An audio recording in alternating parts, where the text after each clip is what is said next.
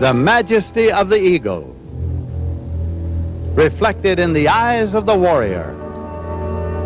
And yet, behind the eyes, the innocence only a mother and father could understand.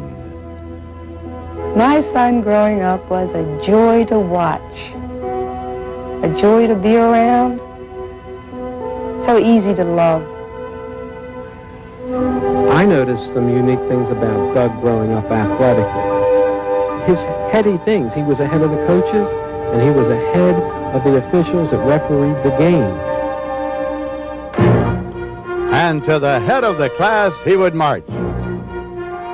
And he would play this game like no other, for the sheer fun of it, with emotion and a freshness that could inspire others to greater heights, but always to win.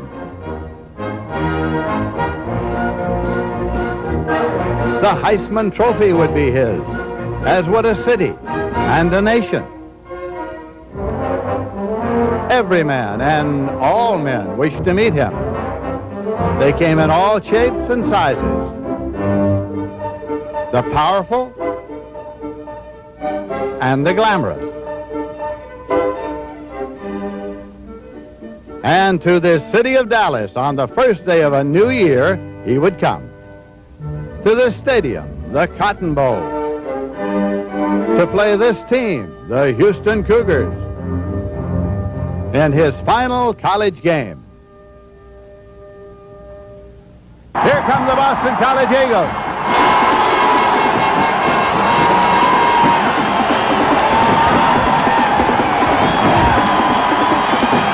And Jack Bicknell, the head coach.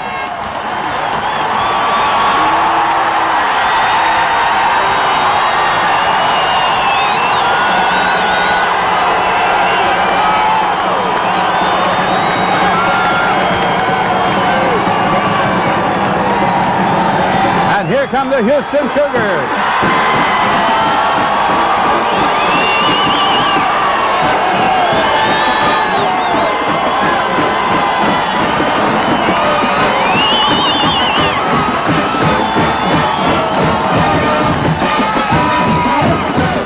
And Phil Yeoman, their head coach, the man who devised the beer offense they use. It's the 49th Cotton Bowl Classic. Let's go down to the field and Pat O'Brien.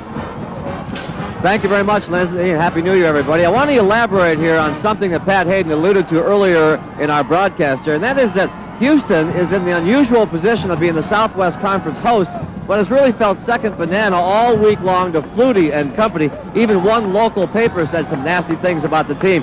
And as I stand down here on their sideline, they are really fired up. They're underdogs in more ways than one here. Yeoman kind of made fun of it at the lunch yesterday. He said, may the best team win. He says, heck with that, we want to win. But their biggest motivation is to show Flutie and company that Boston College is a visitor here in the Cotton Bowl. Let's go back up top to Lindsay. All right, Pat O'Brien. The temperature is 32 degrees. The wind from the west at 12 miles per hour. It's cloudy. Here are the officials. They are from the Big 8 Conference. John McClintock is the referee. Bowl records of these two teams. Houston has won the toss and will receive. That is going to be Snow kicking off. Kevin Snow kicks it off. Earl Allen and Anthony Ketchum with a deep men, and the ball is in the air. It is taken at the 5-yard line by Allen. Back across the 20, and he stopped at the 23-yard line. So it'll be first down and 10 yards to go. Let's meet the Houston Cougars now. Here is the quarterback, Gerald Landry from Beaumont, Texas. Man who runs the offense. And that's Matt Pearson, the fullback. Raymond Tate carries the football a great deal. Larry Shepard catches the football a great deal. Anthony Ketchum, also a fine pass receiver. Carl Hilton is the tight end and a good one. A keeper, Landry, kept it up to the 29-yard line. Boza came in to make the tackle for Boston College.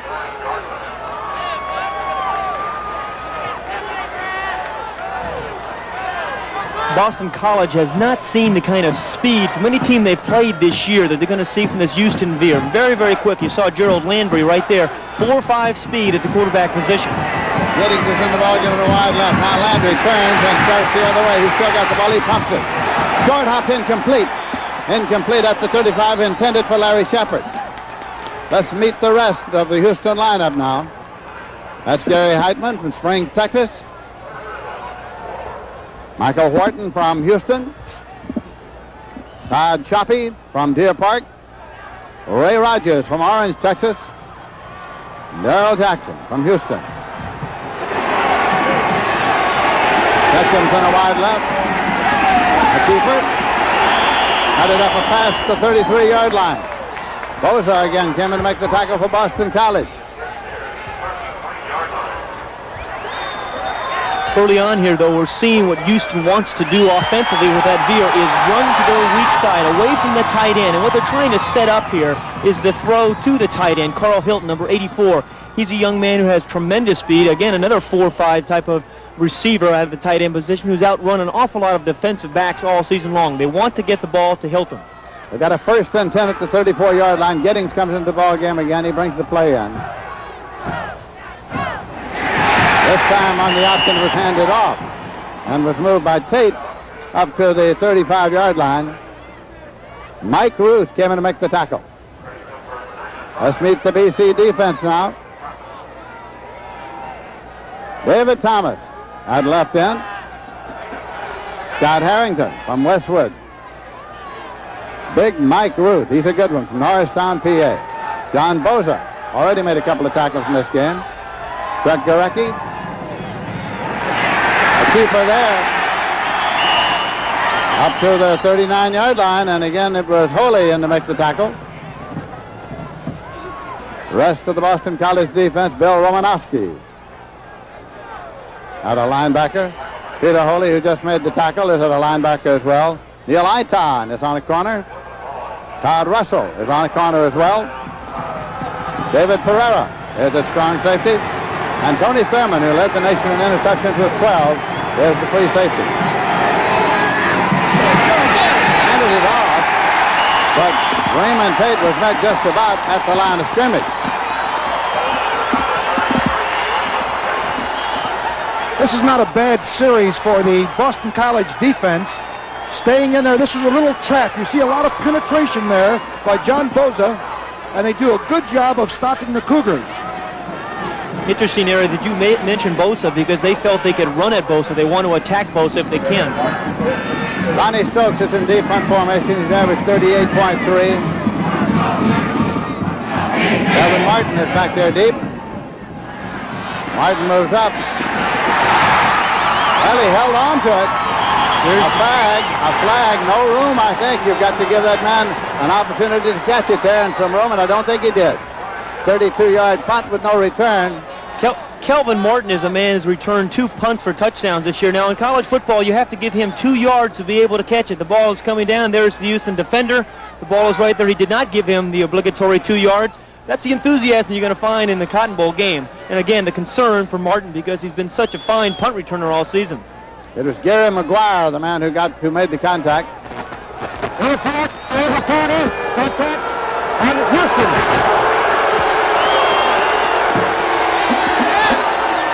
Referee John McClintock from the Big 8 Conference.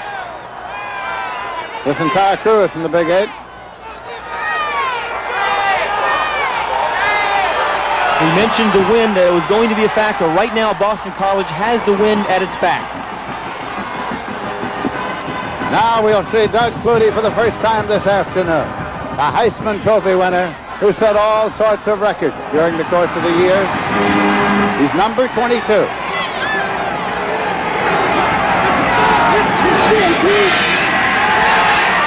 Flutie with the football, pumps it, and his receiver was down. His receiver was on the turf, and that was his roommate, Phelan. Well, Lindsay, excuse me, we talked at the top of the show how the coaches were concerned about this AstroTurf field. However, they squeegeed the field and they said it was fine in warm-ups, but here you're going to see a result.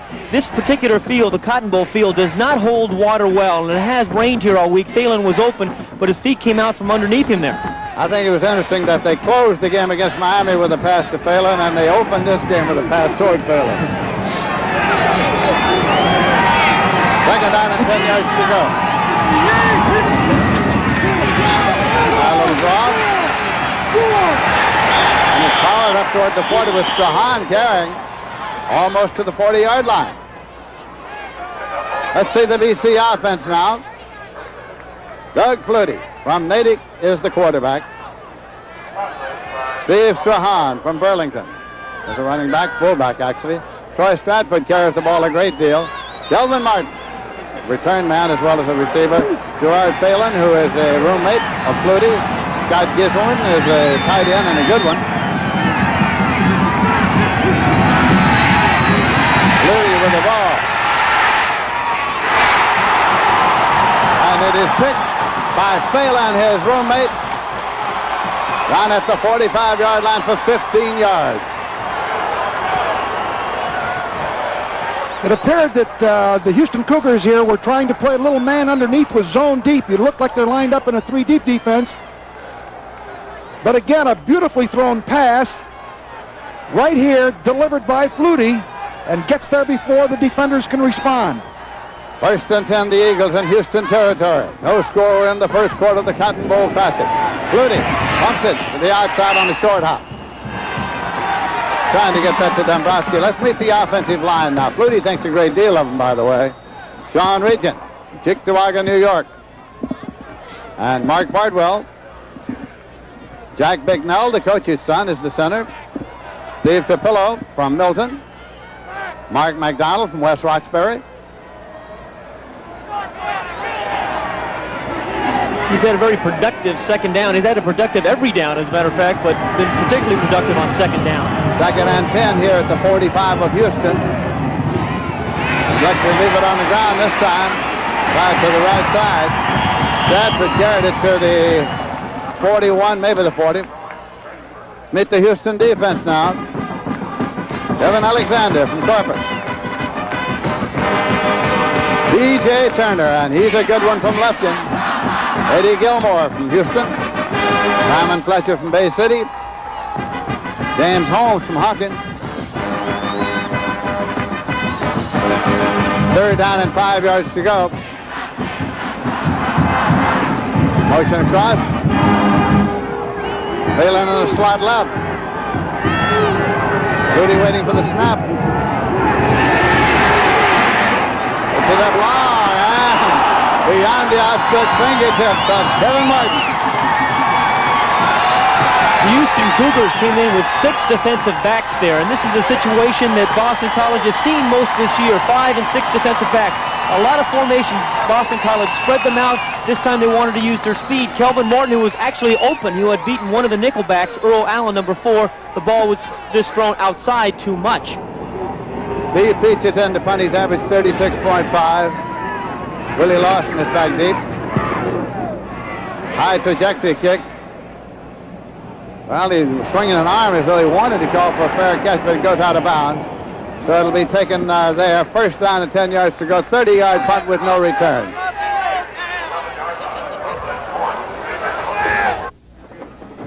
Bill Yeoman, the head coach for 23 years of Houston, and many professional coaches in the profession, rather, think that for one game he's as good as there is in getting a team ready, and he's been trying to get this one ready for BC.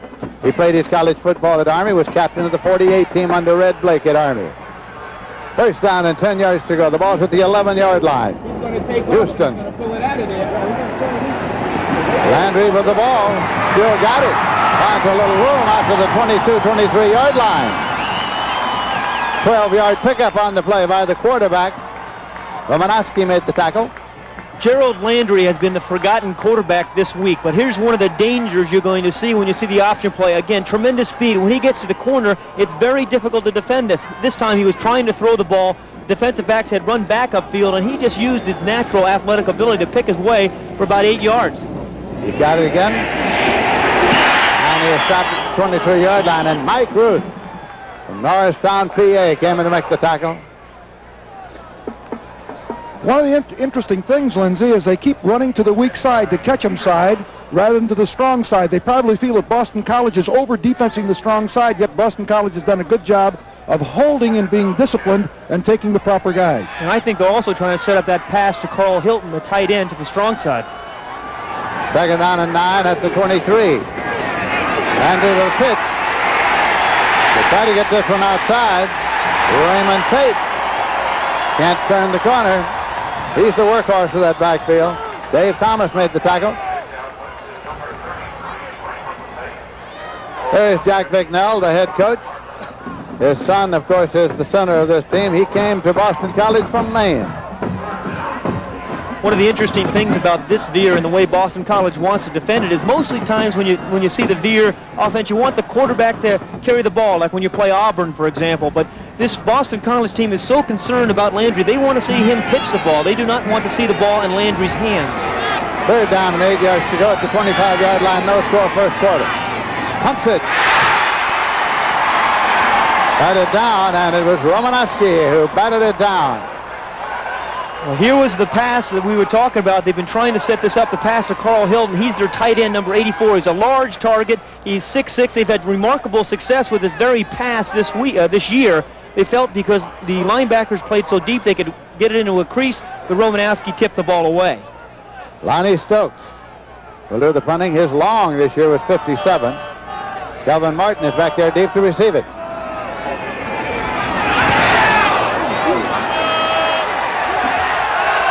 Fair catch, and he makes it at the 37-yard line. So now the ball will be taken over first down and 10 yards to go. 38-yard punt, no return. It's the 49th Cotton Bowl Classic in Dallas, Texas at the Cotton Bowl. There is no score in the first quarter. Pat Hayden, what about the play so far? Well, Boston College is about to take the ball for their second time, both times in good field position. And their defense has done a nice job with the veer. Aaron, what do you think? Well, I think Boston College in that first drive showed a lot of open receivers, and Houston's really going to be pressured. BC with the ball, first down, 10 yards to go at their own 37-yard line. Doug Flutie, the Heisman Trophy winner, is the quarterback. He's got it. And it's taken deep downfield, and it is a touchdown. Kelvin Martin for the touchdown.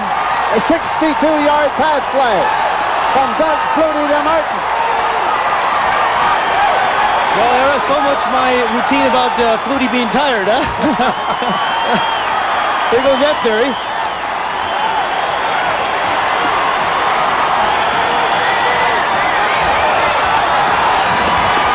The fans came to see Doug Flutie. They've seen him, and that man has seen more than he wanted to see him. Bill Yeoman.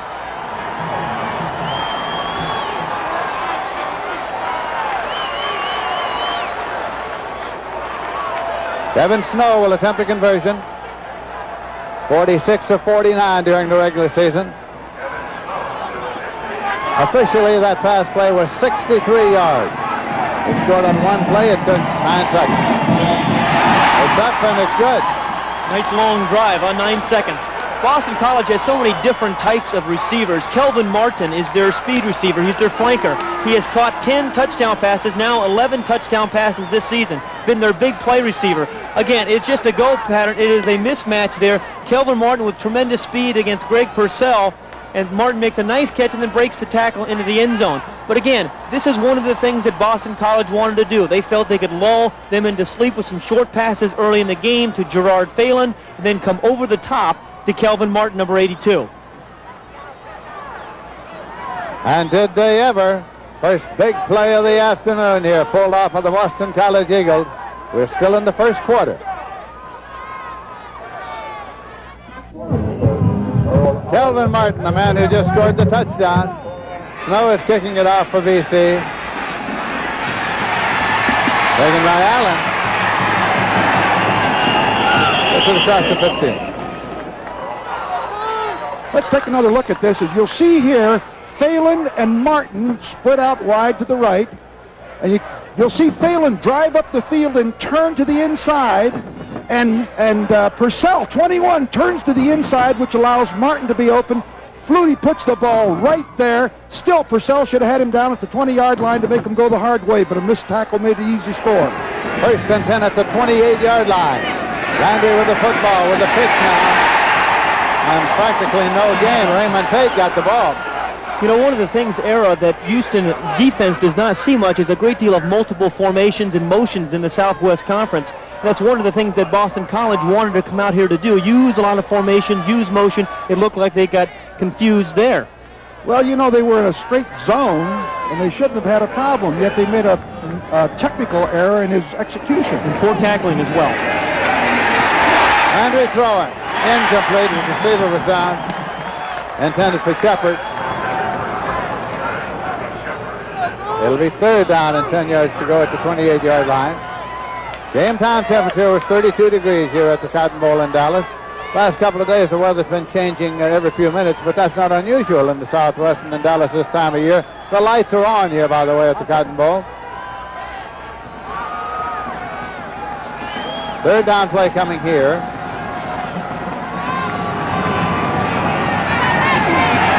Landry standing. And he's sacked. Back about the 23-yard line, and Scott Harrington got to him, one of the tri-captains. Lindsay, I think that's one of the dangers of the veer. The quarterback is working so close to the line of scrimmage, the pass rush doesn't have to be very big, and they got to him that time, Harrington. So now Lonnie Stokes drops back to kick it. Averaged 38.3 during the year, and Delvin Martin is the return man, standing back around his 35-yard line. Artificial turf here, of course, at the Cotton Bowl. Short, and off the side of his foot. Gets a roll in his favor, however. They'll get it up near midfield. It's going to be at just about the 50-yard line. A 26-yard punt and no return. So that gives the Eagles the ball at midfield. We'd like to remind you that the NFC Championship game is Sunday on CBS Sports. The surprising Chicago Bears, led by the NFL's all-time leading rusher Walter Payton, against the San Francisco 49ers, winners of an NFL record 15 games during the regular season. Live from Candlestick Park. Coverage begins at 3:30 with the NFL Today on CBS. First intended the 50-yard line for the Boston College Eagles. Doug Flutie with the ball. Incomplete. He got it out there to Troy Stratford from Linden, New Jersey, but he couldn't hang on. Second down and 10 yards to go. Troy Stratford is an excellent receiver as well as a runner. He's caught 37 passes coming out of the backfield. And actually, one of the amazing statistics, I think, is the Boston College offense, I believe, has thrown the ball to their backs 72 times this year. Houston have only thrown to their backs 8 times. It's really the design of the offense, of course. Well, Boston College really moves the football. 483 yards a game. Second down and 10 yards to go.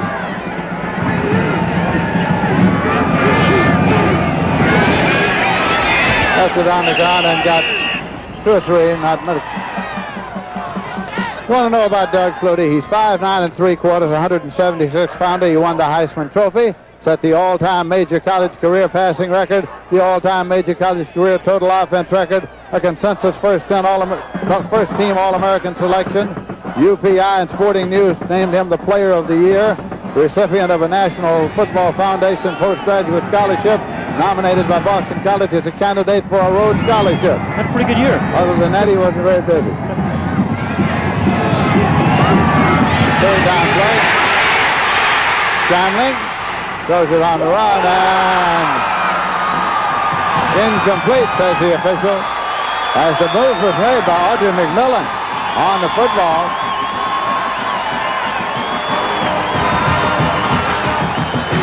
One of the things that's made Doug Flutie so effective this year is the ability to get out of trouble. Now, the first thing he does there is avoid a rush. Now, you're going to see a blitz by Houston, which they generally do not do much of this year. Actually, number 95, T.J. Turner, flushed him out of the pocket, but it was a poor decision by Flutie making this throw because Audrey McMillan, the free safety, number 10, he should have just thrown this ball into the dirt or out of bounds, stepped in front of it, and should have had the interception. Peach punts, and there will be no return.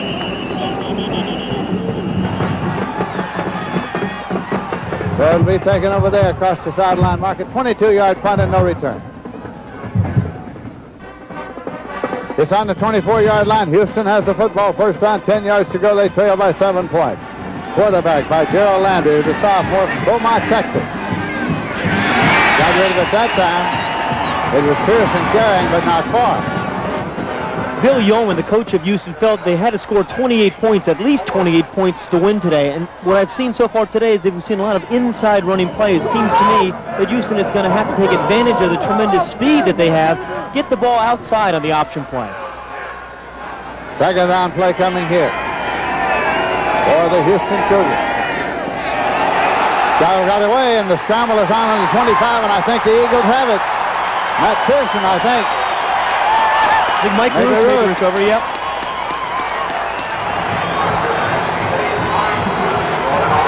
Mike Ruth, what an outstanding year he has had. This has been a big match. Todd Shoppy, the center, against Mike Ruth, number 68, is tremendously strong, can bench press 500 pounds. There he just sees the ball on the ground, throws the center away, and makes the recovery. We want to wish his father, Tom, well, who's recovering in a hospital back east in Chicago. The Boston College team is all very concerned about him.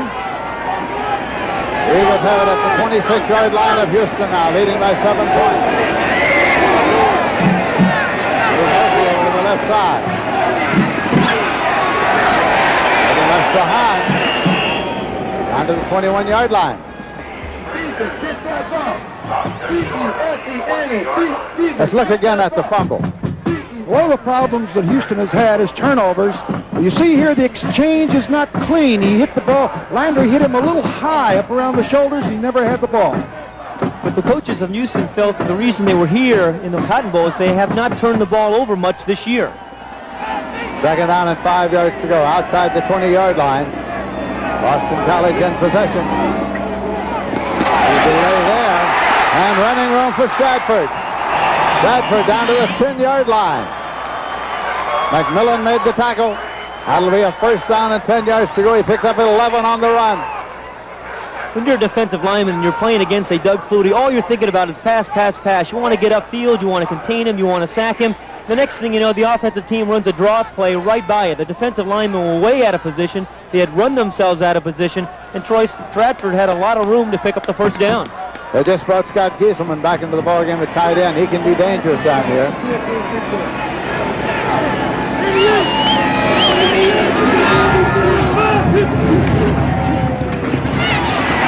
Leave it on the ground inside the 10-yard line. Picked up Fatou Strahan carrying. Wynn made the tackle for Houston. This is also the area of the field that Boston College felt they could run some of their own option plays down here. They have not run many this year. They wanted to run some, and this is a very nice area of the field to do that. Must have liked the first draw play because they repeated it. For 2 in a row. Second and 8 at the 8-yard line. Boston College leading by a score of 7-0. We have 3 minutes 45 seconds left to play in the first quarter of the 49th Cotton Bowl Classic in Dallas, Texas. Flutie. And it's complete. Touchdown. Taken by Stratford for the touchdown.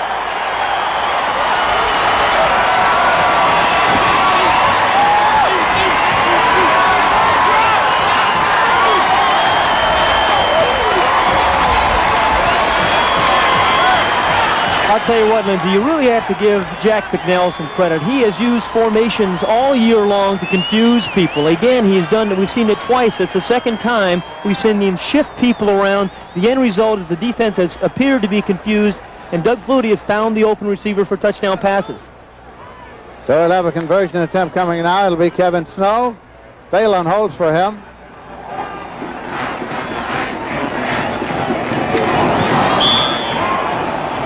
Good. 26 yards on 4 plays, 1 minute 49 seconds. Got the ball by a fumble recovery. Here's the end result. Remember, they had shifted 2 or 3 times. Troy Stratford, he's number 23, is in the backfield right there on the left part of the backfield. He's going to run in the flat. There's nobody covering. The linebacker, the outside linebacker, has got to pick him up there or slow him out. Doug Flutie has an unbelievable ability to find the open receiver. He did it there, and the result is a touchdown. You know, some players have that sense of where everybody is on the field. I really believe that Doug Flutie has an intuitive feel for the game like no one I've ever seen. Well, keep in mind that this is the leading passer in the history of college football. Over 10,000 yards. And, of course, there's a good reason for it. Now let's go down to Pat O'Brien. Thank you very much, Lindsey. You might hear a lot of sound from the Boston College area. They have had an airlift in here. 22,000 people came in here from Boston, the biggest airlift since World War II. Let's go back up to Lindsey. All right, Pat. They're seeing Doug Flutie. They came to see him. He's 3 for 8, 86 yards and 2 touchdowns so far. Kicking it off now will be Kevin Snow. Allen is deep with Ketchum. Taking it to the 2-yard line by Allen. Back to the 10, Allen to the 15, to the 20, 25, Allen to the 30, 35, 40, 45. Look at Allen go! He may go all the way. Allen for the touchdown for Houston. Earl Allen, 98 yards for the touchdown on the kickoff return. Todd Russell made a vain dive at the last moment, but couldn't get to it.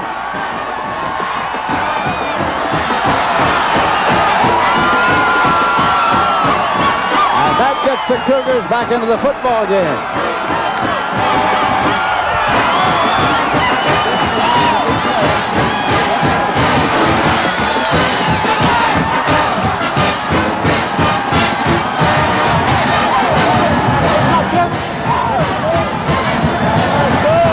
Conversion attempt coming now.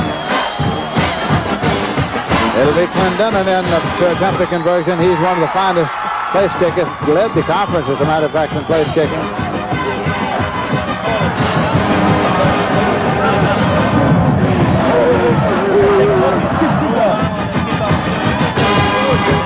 Now we talked about the tremendous speed advantage that Houston had, and you're going to see more evidence of it here.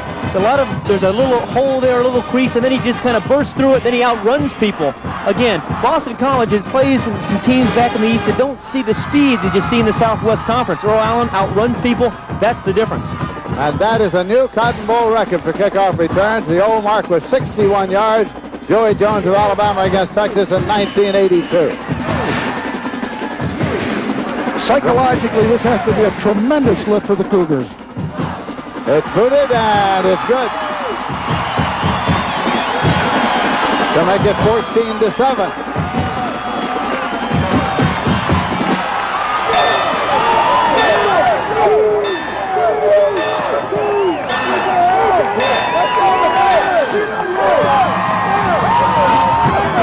Let's look once again now. Once again at the kick.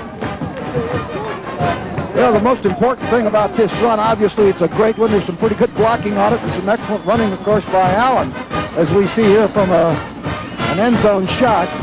But the team down 14-0, and Flutie really putting the ball in the receiver's hands. This really will motivate the Houston Cougars. This could turn the game around. A very, very important kickoff return. One surprising thing to me, though, was that Houston had to call a timeout before they kicked the extra point. There was some confusion there. They wasted a timeout that may cost them toward the end of the first half. So now Clendenin will do the kicking off for the Cougars.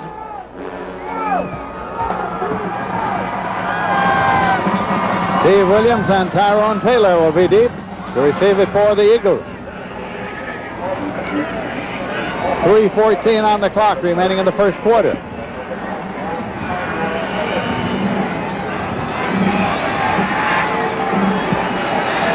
Here comes Clendenin, barefooted on a cool day. And it's taken at the 17-yard line. It's a fair catch. It was. He called for a fair catch. And then ran with it. Ran with it. Penalty markers are thrown. Perfectly legal to call for a fair catch on the kickoff, but then you can't run with it.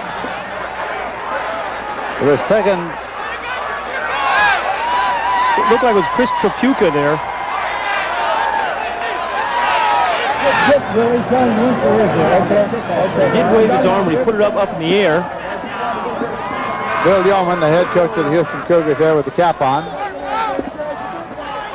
Here's look, number 3 right there is Chris Trapuka. He had waved his arm. You see the official at the top of the screen. And you're allowed to do that. You are allowed to call for the fair catch, but you're not allowed to run with it afterwards, and that's what the penalty is about.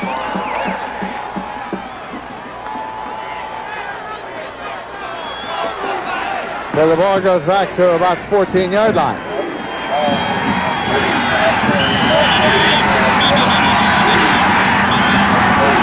And we aren't ready yet.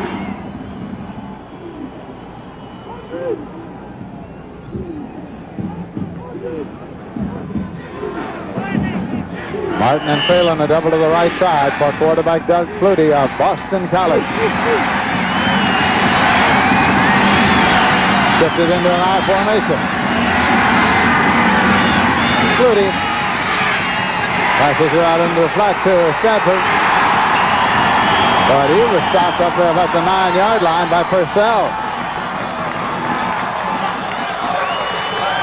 A reminder, Saturday, many of you will see the Wolfpack of North Carolina State tangle with the Wildcats of Kentucky in NCAA basketball. Those of you out west will see a Pac-10 showdown between Oregon State and Washington.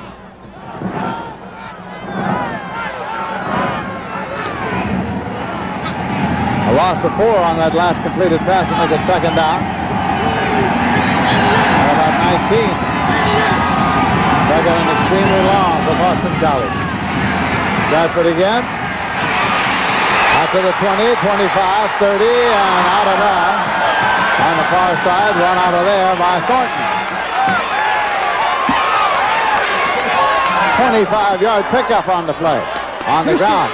Excuse me, Lindsay. Houston went into a 6-back defense and played man-to-man underneath, and it's vulnerable to the run, particularly the sweep. They're chasing men rather than the ball, and you see an excellent job of running. Fortunately, Randy Thomas, number 1, comes over and gets him down, but not after a first down and a pretty good game. Gieselman moving over to tight end left. Lone set back in the formation and motion across. Goody made the handoff, but there's a penalty marker on the play.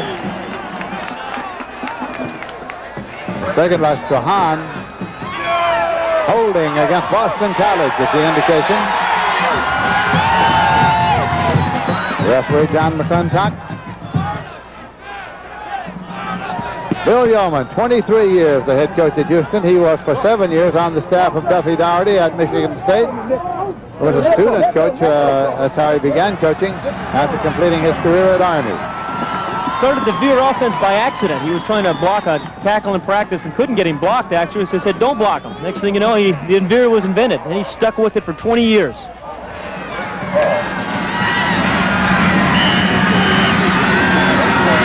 Well, it's been a very productive afternoon so far for Doug Flutie, as most of his afternoons have been, the 2 touchdowns. And here's the shotgun formation, which they wanted to use more of today. He's got it. Incomplete up at midfield. Phelan was the man who tried to hang on to that one. McMillan was covering defensively. That was impressive the way how rapidly that ball got there. Phelan just dropped the ball. Flutie had it there against the zone again. Some have thought that perhaps Flutie was a fellow who sort of feathered the ball out there on pass plays, but believe me, he can zip it. He can turn it loose. He can get it there in a hurry. And I think people are surprised by that just because he's so small, but he does have a very strong arm. Then they're going to get it to him on a direct snap here. He's got it. But his receiver went down. Feet went out from under him. Kelvin Martin, the man for whom it was intended. I don't know whether that spot on the field is a little slippery because once again Martin fell down as he turned to get the ball. Second time he's done that. Yes. Right. The same spot that Phelan slipped earlier, you're right. Third down and 17 yards to go. Boston College leading by a score of 14-7. Martin and Phelan to the wide receivers, double to the right side. Gieselman's the tight end, moved over to the left side, alone setback. Doug Flutie gets it completed up to the 44-yard line, where it was taken by Phelan. Looks like he's short of the first down, though, Phelan is. He does look that. Here's another look at Gerard Phelan. Now, this is his specialty against a little in route, a 20-yard in route. Again, it's man-for-man coverage underneath by Earl Allen, number 4. Remember, he's the man that returned the kickoff. The ball is well thrown out in front of Phelan, but it came up a yard short of the first down. Needed 17, got 16. So on fourth down, they go into punt formation. It's going to be Peach doing the punting.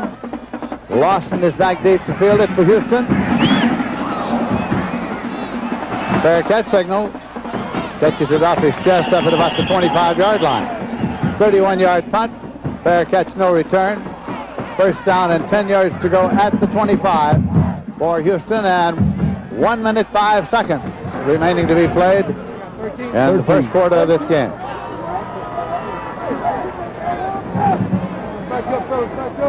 Bill Yeoman, by the way, has agreed to wear a microphone for us today, and so has Jack Bicknell. So from time to time, you might be hearing from the coaches on the field. We just want to let you know that.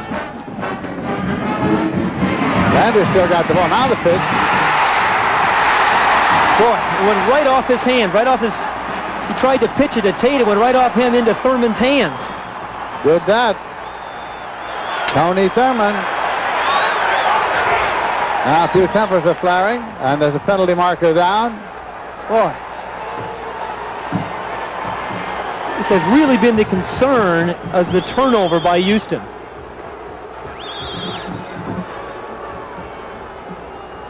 So the officials talk this one over. Now, before they give us a decision, that play was Tate's fault, really, because he should keep a distance away from Landry. That's the whole principle of it. But he came very close to him. He indicates face mask. You'll watch here, Landry elects to keep the football. He fakes the ball to Pearson, comes on down the line by. Watch how Tate comes to him, and he goes to deal the ball off. Tate should have stayed to the outside. Still, it was a tough decision, and it's also one of the vulnerable problems of the veer because you're working so close to the line of scrimmage and you're also playing with the football. Well, they're such a young team. There's 45 freshmen on this Houston team. They've made mistakes all season long. I thought that Landry really shouldn't have pitched that ball there. Coach Yeoman thinks, oh, they're a year ahead of schedule because they are so young. They really are a young football team. In any case, the ball is at the 15-yard line of Houston in Boston possession now. 53 seconds remaining in the quarter. And there's a whistle. And a timeout. Houston taking their second timeout, right? That's right. It really surprises me. Jack Bicknell. Okay, you all set now? Scramble, the middleman left. Let's pick up Jack Bicknell, see what he's saying, if we can. Well, I think he's turned over his offense to somebody else. Well, Barry Gallup is his offensive coordinator. I think the play's already in. Well, let's see if we have anything on the other side of the field. What does Bill Yeoman have to say? Go ahead and use it as a personal protector. Who? James? Yes. As long as he can stand, who do you have after him? Well, we have McMillan doing it before. All right, he'll just have to do it.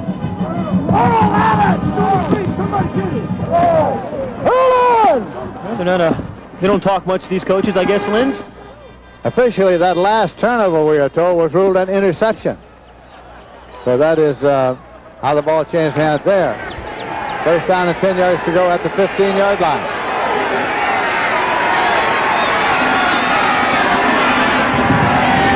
Well, Fluty's in the ball game out. Doug Fluty hit just as he turned it loose. Incompleted pass, says the referee. Purcell hit him just as he was turning it loose. Well, this is one thing that Doug Flutie has not seen much of this year. He has not gotten sacked much. He really hasn't had much pressure on him. But you see what the nice thing that Houston is doing is keeping Doug Flutie in the pocket. Good outside pressure. There's nowhere for him to go except up into the middle of the line. That's good defense. That's also the worst kind of a sack when you don't see him coming and from the back. Fortunately, he was not injured. Second down, 10 yards to go at the 15-yard line. Backs are evened up. The tight end moves over left. Doug Flutie has the football. Incomplete. Try to get to Stratford. Covering with Thornton.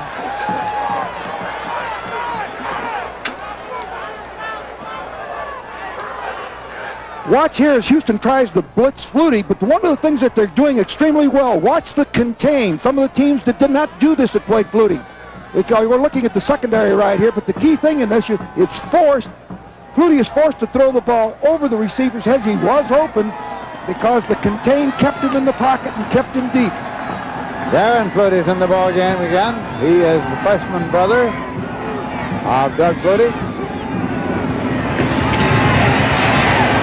And the pass is incomplete, around about the 2-yard line. Trying to get it to Gieselman. He's tied in. That'll bring up a fourth down.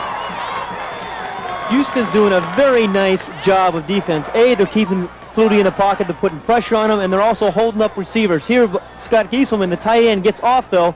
The Houston coaches have felt that he has pushed off defenders to get open. That ball was thrown behind Gieselman, though, because there was excellent pressure on Flutie by the front five. We'll have a field goal attempt here from the hash mark left. Kevin Snow. 31-yard attempt. Balin holding for him. Balin puts it down, and it's booted up 31 yards, and good. 3 more points for Boston College. They lead it 17-7. 2 fine schools represented here today, Boston College and the University of Houston. So now at this moment, let's take a look at these 2 campuses. BC will kick it off now, and Kevin Snow will boot it. Allen and Ketchum are deep. Fielded at the 4-yard line by Ketchum. Ketchum back to the 20. And then pushed back from there to the 18-yard line. That's where they'll start. Let's go down now to Pat O'Brien. Thank you, Lindsey. I've been talking to players on both sides of the field. They've really had to concentrate on their footing. It doesn't look as slippery or wet as it really is. They say that the water is deep down, and if you're wearing tennis shoes, which most of them are, it's almost impossible to get their footing. So they're concentrating on that. Let's go back upstairs. All right, Pat O'Brien, first down, 10 yards to go for the Houston Cougars at the 18. You know, if that's the case, too, I really believe it's an advantage to the Boston College receivers because obviously they know where they're going and makes it more difficult to react defensively. Sloan Hood is in there with Raymond Tate now. Taken by Sloan Hood up to the 22-yard line. Well, these coaches are high on Sloan Hood. He is only a freshman, but they seem to think that he may be the best back they've ever had. He's really come on. 6 seconds remaining in the quarter, and it's winding down now to 4 seconds, 3 seconds, 2 seconds, 1 second. And that is the end of the first quarter. So at the end of one here at the Cotton Bowl in Dallas, it is the Eagles 17 and the Cougars 7. It's the Cotton Bowl in Dallas, Texas. Lindsey Nelson with Pat Hayden, Ara Parseghi, and then Pat O'Brien. Houston with an incompleted pass. Intended for Giddings, thrown by Landry.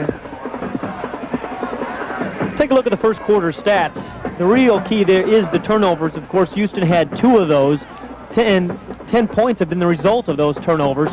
And total yards as well. Houston has only had 33. And look at the time of possession. They've both had it to 7:30. But Houston has not done much with the ball. Landry in the air is 0 for 5 and 1 interception.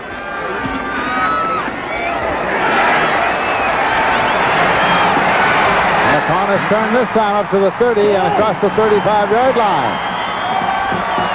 It was Pereira who bounced him out.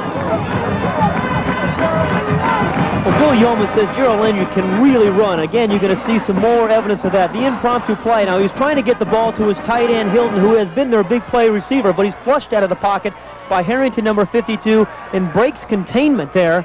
Gets to the outside, picks up a big play. Now, he's going to have to do some more of this because their offense just does not seem to have much rhythm today. So it's going to have to be some scrambling plays and then find a big play receiver downfield. He's carried 7 times for 39. He got 16 on that last play. Handed that one off, and they got a little running room up the middle that time with Sloan Hood carrying it across the 45-yard line. Let's try to listen in on Bill Yeoman once again. Give me a 44 trap. L-Flex 44 trap. L-Flex 44 traps what we got coming. Well, son, you're going to have to get out of the way so I can see. Looks like that ball's going up, right up the middle. But they felt they could trap Boston College because their linebackers play so deep. Second down and 2 yards to go. They got it. To the 45-yard line. Carried by Raymond Tate. Dave Thomas made the tackle. We'll watch here. This is Tate, number 33, with a reverse pivot on Landry, and the backside guard pulls. They get a beautiful opening right here. They trap number 52, Scott Harrington. And this is, they're starting to show a little bit of offense now, starting to move the football. Bernard Giddings brought in the next play. Landry keeps it, dives to the 40-yard line. Romanowski made the tackle. Just inside the 40. Second down and 5 yards to go now.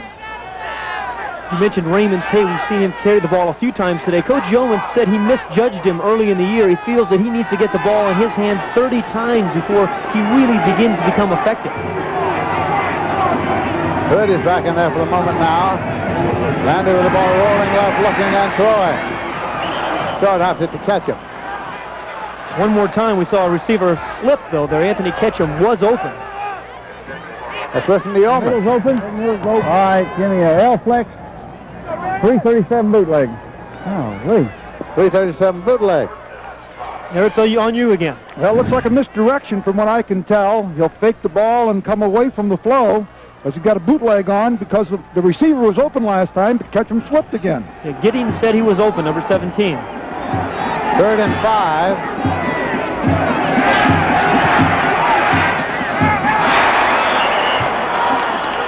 Giddings was right. He was open. He was open. He couldn't hang on. This is a play they ran a little bit earlier, and it's actually the second time number 17, Bernard Giddings, has been open right there in the middle. The linebackers had gone with the boot action, the fake, and they've been following Landry, the quarterback. He was wide open. The ball just thrown away from him. Again, he couldn't keep his feet underneath him, but the ball should have been better thrown for Giddings to catch. Yeah, it was thrown behind him. 4th down and 5 yards to go, and coming in to do the kicking, Lonnie Stokes. Well, that's tough to have a guy wide open for a first down, though. Now you have to punt the ball to Flutie.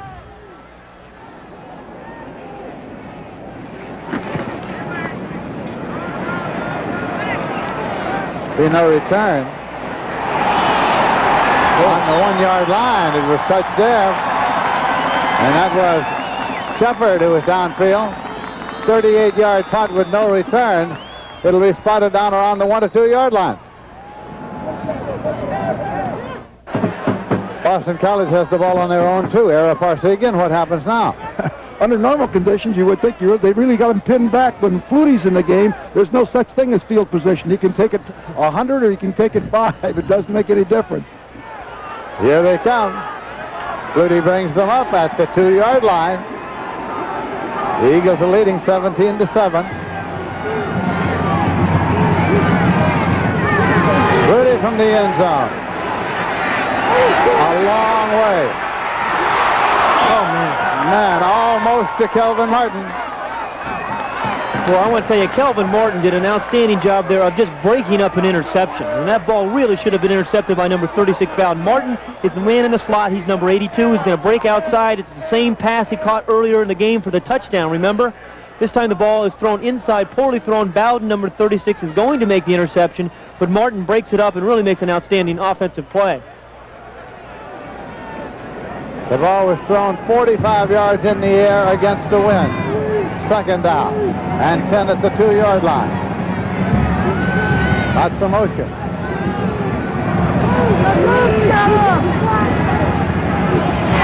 And it was off this time, but to Strahan. Strahan out to the 10 yard line. Wynn made the tackle. It's kind of an interesting call. Boston College is moving people around and shifting people, and then you see the Houston Cougars trying to adjust and call audibles, and next thing you know, while they're calling audibles, they're sneaking Steve Strahan right behind him on a trap play. A nice call. Picked up all 7 yards. This is a big play, I think, for Houston. If they can hold here, they'll force Boston College to kick into the wind and could get the first time get good field position. 3rd down and 2 yards to go at the 10. Giaquinto's in the ball game.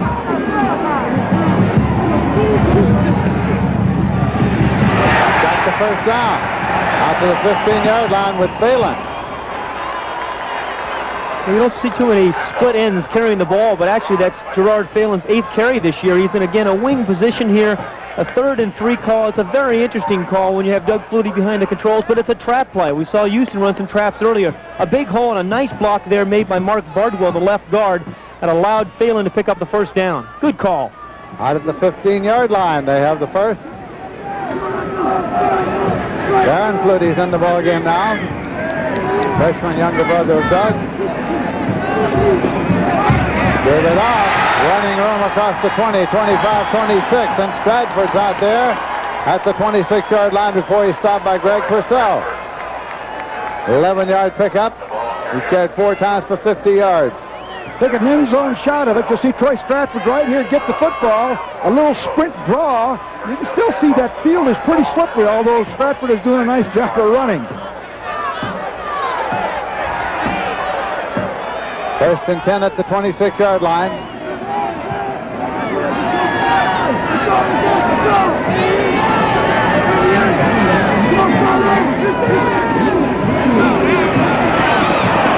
Gahan to the 30-yard line.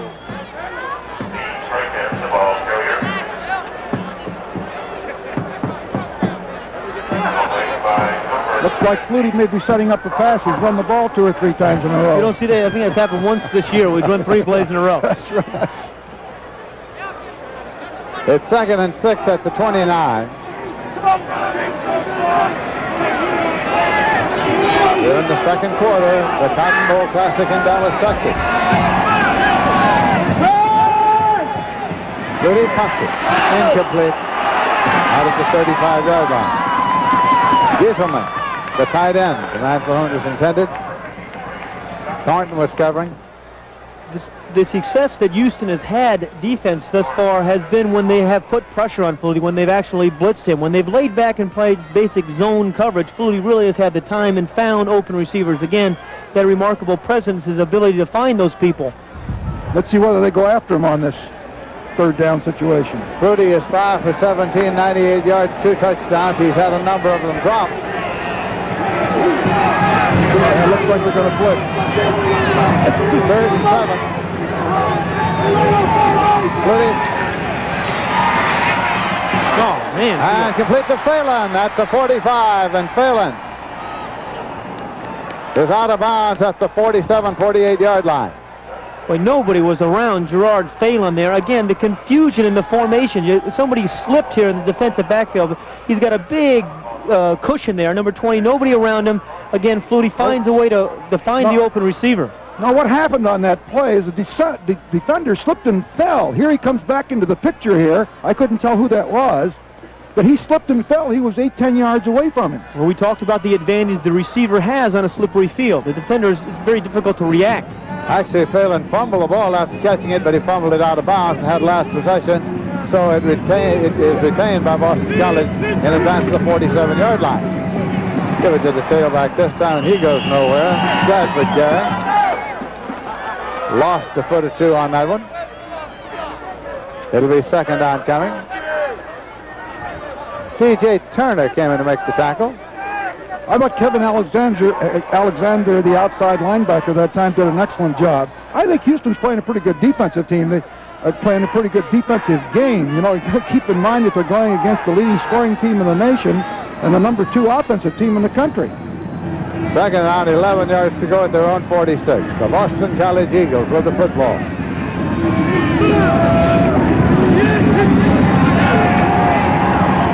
Up out to the right back. Phelan has the football, but he stopped at about the 47-yard line, got about a yard on the play. Well, one more time, he did slip. You know, you said something very interesting to me about AstroTurf, which I had never heard about it. When it gets rained on, it gets matted, and if it goes in one direction, and if you run in that direction, you slip and slide an awful lot. That's interesting for one reason or another, and I don't know exactly why it is. All the mat on the turf works to the east. And if you're running down grain, it's very difficult to get any traction. And we've seen a lot of slipping on this field. 3rd and 10 at the 47-yard line.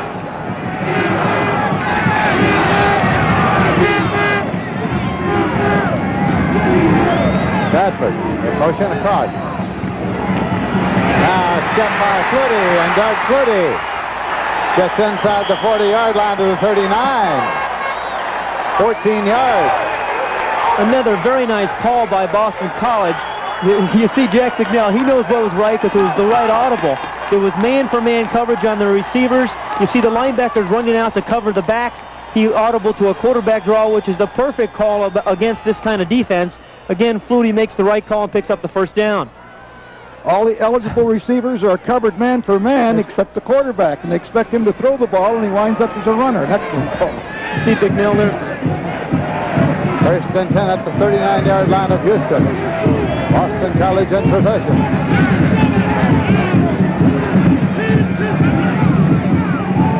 Flutie. That's up close to Stratford at the 35-yard line. Purcell made the tackle. Picked up 4 on the play, 2nd and 6. We talked a little earlier about how Boston College spreads the ball around, and that does make them very difficult to defend. And that's why I think you're best off playing them basically defense and in zones and making them go the long distance. But they throw the ball around to their tight end, and their backs, and of course to the wide receivers, Phelan and Martin. Second down, 6 yards to go here.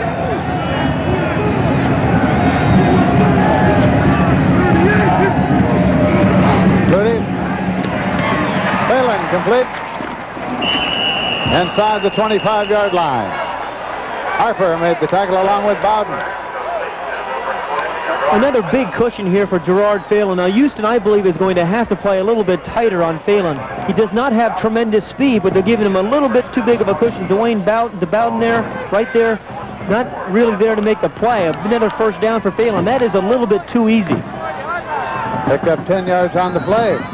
He has caught 5 for 61 yards, has Phelan. First and 10 at the 24-yard line of Houston. Pitch. Bradford. And there's the ball loose. Still loose. Houston's got it. They have right down there, inches from the goal line, I think. Purcell's on the ball. Purcell's on the ball, just inches from the goal line. Houston will take it first and 10. Troy Stratford just dropped this ball. He had a big gaping hole that he was running through. It's another sprint draw. After he catches the pitch, he cuts back, which is a nice cut, particularly on this field. It's Fletcher, number 19, knocked the ball loose, actually. And there's number 4 who misses it first, and Purcell, number 21. Now, he may have been in the end zone. The referee says it's on the 1-yard line, and that's a bad break for Houston. That really is. I thought the ball was in the end zone because I didn't think he had possession at the 1. 7 minutes, 20 seconds remaining to be played in the first half. A 49th Cotton Bowl Classic in Dallas, Texas. Landry throwing and taken and dropped out there at the 20-yard line. Shepard is the man who has it for a moment, but they're now saying incomplete. He was hit immediately by Pereira, so they simply say nobody had possession. An incompleted pass brings the ball back to the 1-yard line. Bill Yeoman's not sure about that. Bill Yeoman was obviously not happy about it. A very nice call here. Again, backed up, trying to get the ball to a tall receiver. He's 6'3". Again, the ball is popped loop. That should be a fumble there. It looked like he had possession of it and then fumbled the ball and recovered. And that's what Yeoman's upset about. Well, he made a clean catch on it. No question in my mind. Bernard Giddings is right in the next play. On a draw out of the end zone out to the 4-yard line, with Tate carrying on the play. Let's go down and see what Bill Yeoman has to say. Oh, yeah, roll at 9. Yeah, left, roll at 9. Left, roll at 9. Left, roll at 9. It may be some sort of rollout pass. That's Texas talk. I'm from Los Angeles. I'm not sure. I didn't hear it. Left, roll at what? Roll at 9. That's probably what it is, a rollout. Third down and 6 yards to go. As the rollout, landed with the ball. He still got it. And he got it out across the 10-yard line. Close to the first down. Might be a shade short. Holy made the tackle.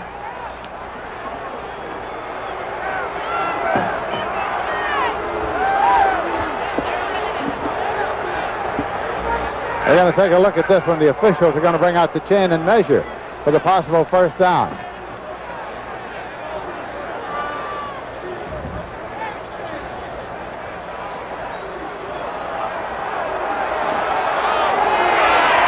Short. Fourth down coming up. Punting in, it comes onto the field. Well, this is a situation in the field where the Houston punter really does not like to be in. Lonnie Stokes, actually, the coach has said he's their biggest fan of the offense. He likes to see them make first downs. One of the previous punts, Boston College put a lot of pressure on, but it looks like they're deployed for a return. Kelvin Martin's back at his own 45. Their catch signal goes up, and he makes it.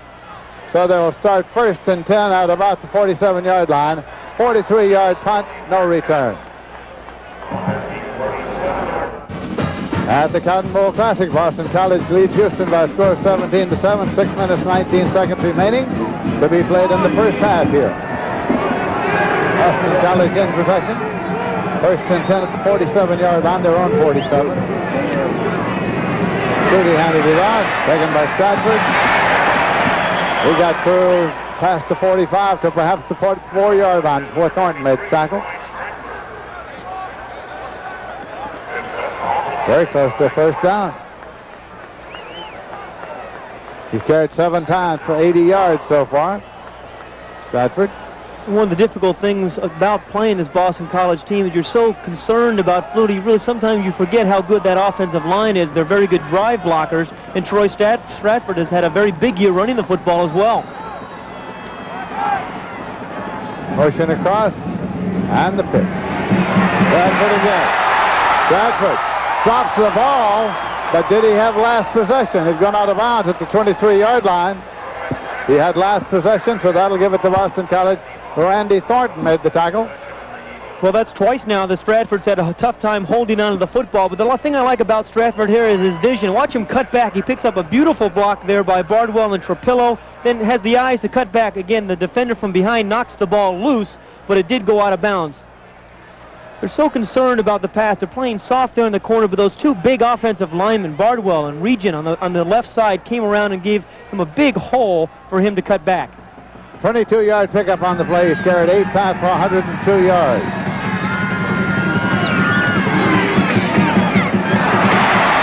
Behind.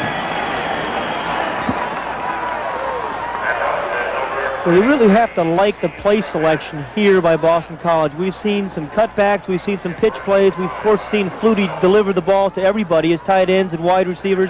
Then they come back and run a trap to Strahan. It's a very difficult offense to defend. Particularly when you're putting so many multiple formations and causing confusion on the defense. Right, they don't see that much down there. The Houston team don't see that much from the Southwest Conference. The Eagles are driving second down and 3 yards to go at the Houston 15-yard line.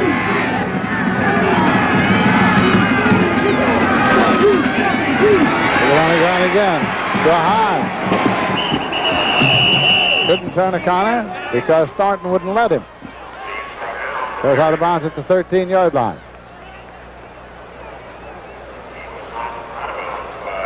This is an area of the field where the Houston defense actually has played very well this year. Their pass defense has actually been awfully good coming in today's game. They've only given up 8 touchdown passes all season now, and Doug Flutie, of course, has thrown for 2 thus far. Got to measure for the possible first down here and bring the chain all the way across. As we saw Jack Bicknell along the sideline.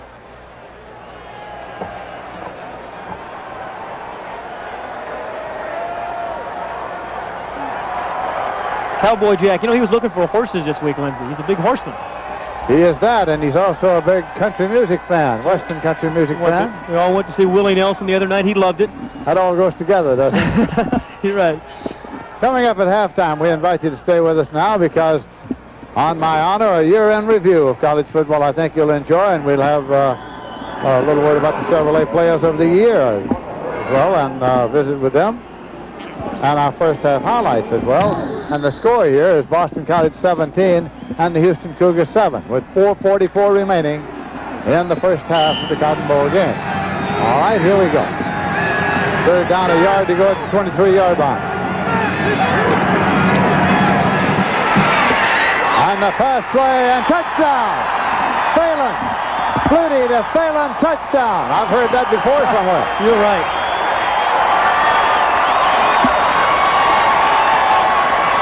This is a sensational call on 3rd and 1. And not bad defense either.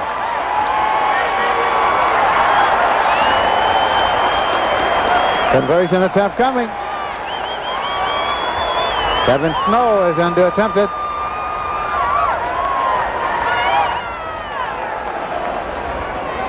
Phelan holds for him.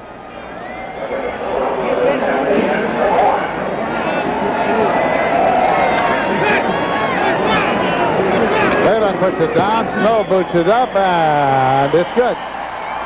Again, this is a sensational call, and it's, again, the reason that Boston College is so difficult to defend. Gerard Phelan, it's 3rd and 1. Now, he's got inside position, the defensive back does. He should never let Phelan get to the inside like that. That is exactly why he was lined up. That's Purcell.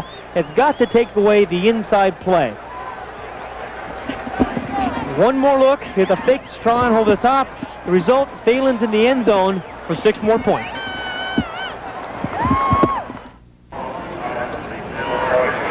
Five plays, 47 yards, 141 it took. Flutie with a 13-yard pass to his roommate Phelan. Now the kickoff, and it's fielded at the 25-yard line. Returned to the 30 to the 35-yard line. Returned by Tuggle. Let's take another look at this touchdown. You'll see here, Purcell should be funneling to the outside. He has no help on the inside, and you've got to make the quarterback throw the long pass over the shoulder. This way, there's no help on the inside. Purcell had no chance. You're right. It's a more difficult throw to the outside over the top. Trailing 24-7 now. The Houston Cougars have the ball first and 10 at their own 35. Landry, the quarterback.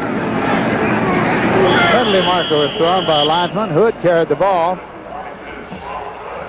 You know, we still really have not seen Gerald Landry get down the line of scrimmage in a nice relationship, an option relationship with a back trailing him where he can really deal in the secondary.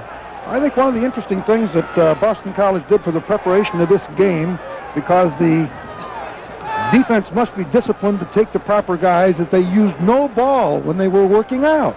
They just made every guy go to their responsibility, and it appears that they've done a pretty good job with it. On the defense, it is still first down. Offside, that's 5 yards, makes it first and 5. There's 4:28 left here in the first half. Houston only has one timeout, too. They wasted those two early in the first quarter. Keep in mind also that Houston has an awful lot of speed, and if they can just break one, they'll go all the way. Giddings and Shepard, the wide receivers. Now Landry throwing, and it's picked up, intercepted on the deflection by Russell, and he gets back across the 40-yard line to the 39. Off the fingertips of Giddings, Russell intercepted. More appropriately off Giddings' back. I think the ball rested on Giddings' back, and Russell just picked it off. That's exactly what happened. You can see Giddings, he's at the top of the screen. It's a slant pattern. Again, he is open. The ball is out in front of him. And then number 45, Russell, it bounces right off Giddings' back. Russell's there to pick it up. That's just more bad luck for this University of Houston team. Third turnover, second interception. Boston College with the ball first and 10 at 39. 4 minutes, 1 second remaining to be played in the half. There's the pitch, taken by Bell. Bell got it inside the 40-yard line. Well, there was some concern around town among media representatives and others that perhaps Flutie, who had been interviewed by every man and boy within reach, might be suffering a little burnout before this ball game or during the ball game. I would say that I haven't seen any evidence of burnout so far. He put that to rest, didn't he? It's even more remarkable then, because he really has had an extraordinary schedule since the Miami game. Second down and 9 yards to go.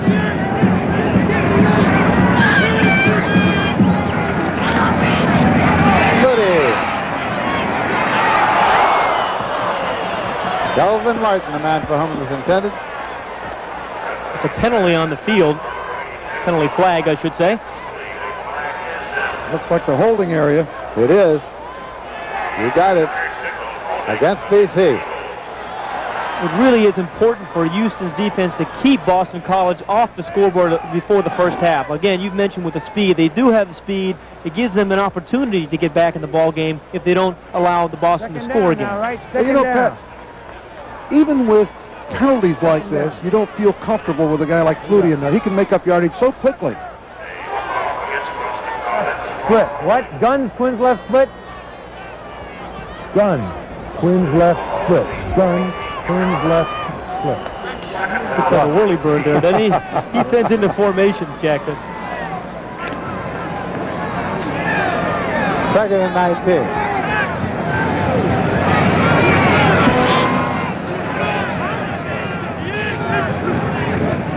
Out of the shotgun, Flutie. And complete. Inside the 30-yard line at the 27. You were right about the penalty. Phelan. You're never really safe when you're playing against Doug Flutie. You were right, Era. After the penalty, Doug just finds, again, one more time, an open receiver. The shotgun formation gives him a little bit more time to do that on on a long situation. Phelan finds that dead spot right there in the middle. He does throw through between people, I should say. He doesn't worry about the height. It's just bang. 20-yard pickup. Phelan's caught 7 for 94 yards and 1 touchdown. Gerard Phelan. 2:51 left in the half. Giefman back to tight end right. Flutie with the football and directs a little traffic. It's incomplete. Let's listen to Jack Bicknell.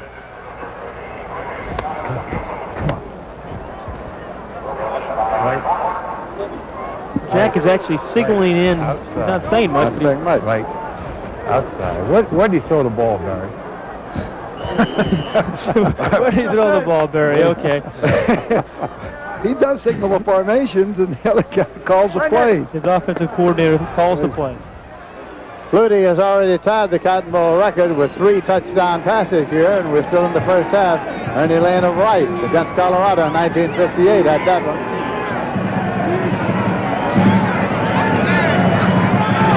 Flutie calls timeout. So Flutie calls timeout and goes to the sideline. The clock says 2:37 remaining in the half.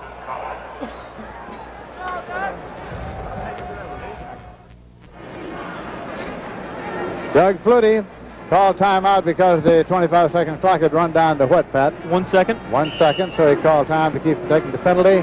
It'll be second down and 10 yards to go at the 27. 2:37 remaining in the half. Boston College 24 and Houston 7.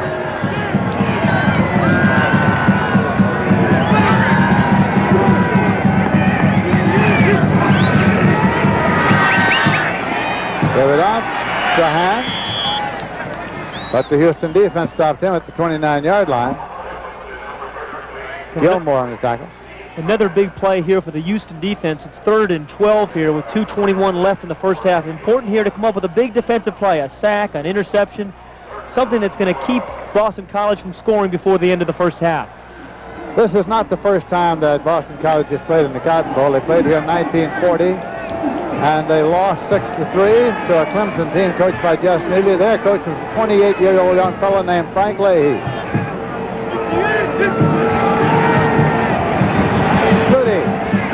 Flutie's going to run it. To the 20. To the 25. To the 10. To the 5 and out of bounds at the 2-yard line. The Heisman Trophy winner ran it out on the 2. 1:45 left in the half. 27 yards. Second time he's scored for a total of 41 yards. You know, Doug Flutie has come up with so many big plays over the course of the past 4 years. College football is really going to miss this young man, but he's going to pick up a great block by his receiver, Sean Dombrowski, number 44, comes into your screen right there and took out 2 defenders, and Flutie uses some skill to get down to the 2-yard line. We are going to miss him in college football. What a sensational player he is.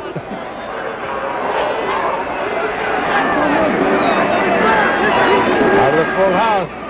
A dive and a touchdown. Strahan.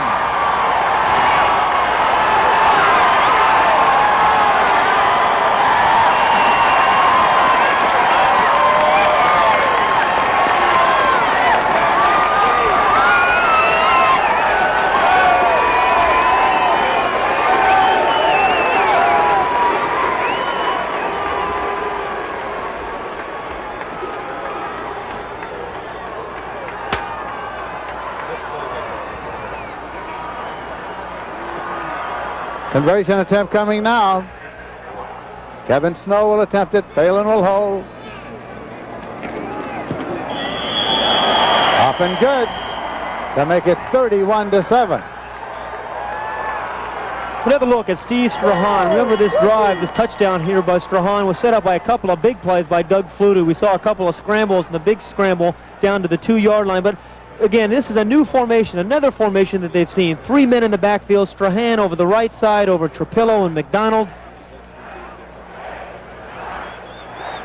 There has been a new contract signed between CBS and the Cotton Bowl, and one of the great men in the history of not only the Cotton Bowl, but college football and athletics in general, Phil Scoville, had some words about that. And so let's see what he has to say. I'm pleased to announce that the Cotton Bowl Athletics Association has signed a new 5-year contract with CBS Sports. We've enjoyed this relationship for the last 25 years, and we're looking forward to the next 5. Congratulations. Neil, thank you, neighbor. We've enjoyed it. You're great folks. Peter? Field, thank you very much. You know how we feel about you. As far as we're concerned, there are no finer people in sports than the Cotton Bowl people, and this is really one of the great games on New Year's Day. Peter, We're delighted. Thank you, Peter. It's a two-way road. Jimmy, thank you. Thank you. Well, I've been around here about 25 years, and I'd like to say there are a lot of great folks on both sides of that contract. We'll have a kickoff now from the 40-yard line. Kevin Snow will boot it. And it's fielded again by an up man at the 25-yard line and returned across the 30. It's Tuggle. That's the second one he's returned today. At the 36-yard line, it's 1st and 10. Again, with 1:35 left here in the first half, again, tremendous speed by Houston. It's important for them to at least get themselves in a position to put something on the board here. They've got an excellent field goal kicker in Mike Clendenin, who's had an outstanding year. They need to get 3 or 7 here before the end of the first half. Earl Landry, the quarterback. Going long on the right sideline and incomplete. Shepard was the intended receiver. 2nd and 10 at the 36. Landry is 0 for 10 and 2 interceptions. But you know what? This may sound ridiculous, but he is a streak thrower. He's on a bad streak right now. But against the University of Texas, for example, he was only 4 of 17, but 2 of those passes were for very long touchdowns. Who would know better about bad streaks? Thank you, Coach. I appreciate that. I had a few bad ones against you, didn't I? Oh, yeah. By the way, how'd that game come out there on the West Coast? I didn't watch much of it.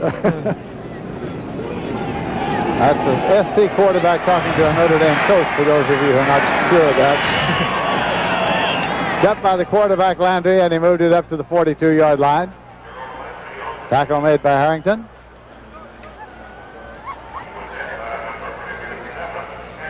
.111 on the clock remaining in the first half.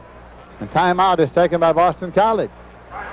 They feel perhaps they can hold Houston, maybe block a punt or force a punt, give Flutie another chance before halftime. You know, Boston College has been so happy to be here. They've had a great year, and they've enjoyed being in a bowl game on New Year's Day. First time since 1943 they've been in a big one on New Year's Day.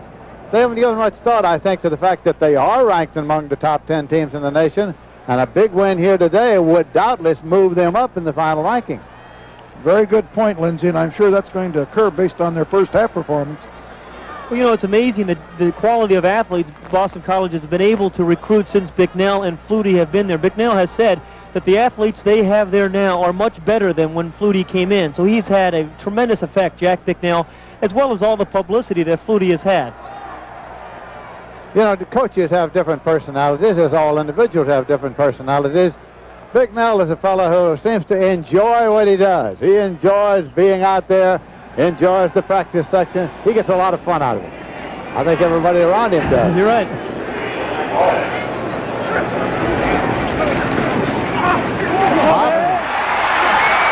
And Hilton is down there inside the 25-yard line. Well, this is the play I've been waiting to see all day long. This is what they wanted to do. This is their big play receiver, their tight end, Carl Hilton, a big target. He has outrun many defensive backs during the course of this year on big plays such as this. The fake in the line, he gets into a little crease there behind the linebackers and then cuts across the grain. Now, the Boston College defense ran them down here. Number 95 actually did. Gorecki, an outside linebacker, ran him down. 32 yards and Landry's first completion of the day. His second completion of the day right there at the 17-yard line. Taken by Shepard. Penalty marker on the play.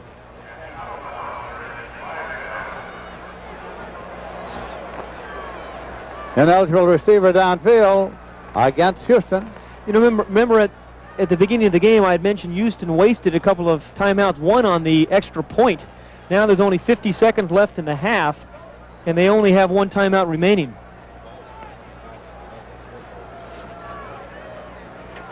Penalties marked off now against the Cougars.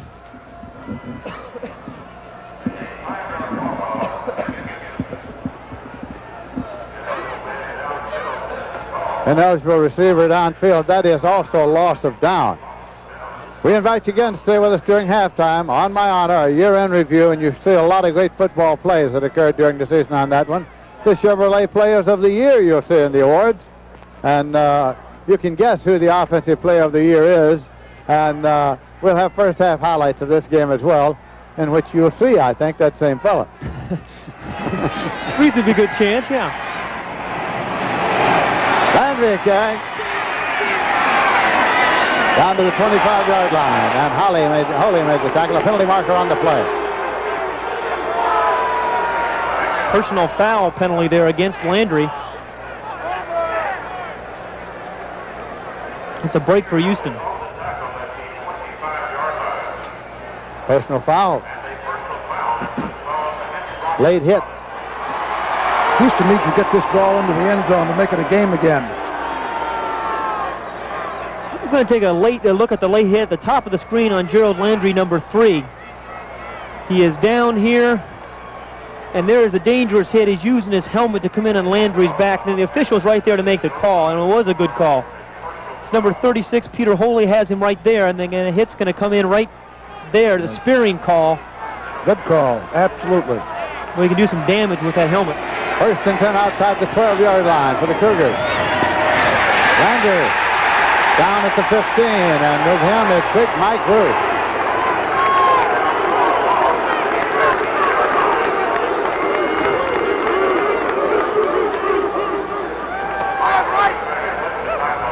Timeout Houston now, and Bill Yeoman along the sideline. It's the last time out. All right, what about your T-flat? Is that thing open for you? It could be. Huh? We hit the safety settling right now. All right, we got it. Quick pulse would probably be a good call. You want to do it off of 312? Well, we can do that. All right. They're going to flow into it. I understand, Elmer. Okay. No, huh? No, you. I tell you, the only problem now. So, as they discuss it, it'll be put in play at the 15-yard line. Well, with 29 seconds, they're going to have to do something that either gets the ball into the end zone or out of bounds. Yeoman was not showing much of the great sense of humor he has along the sideline there. He has a great one. Well, he's down 31-7. Yeah, what do you think I'd feel like? He said in these years with Duffy, Duffy's favorite statement was, "The alumni are with you winter time." In the end zone, touchdown! Touchdown! It was taken by Shepard. So whatever they talked over worked out.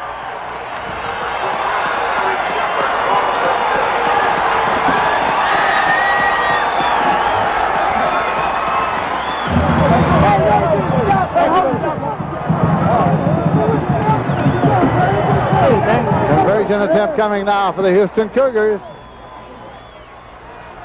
Clendenin will kick it. McMillan will hold for him.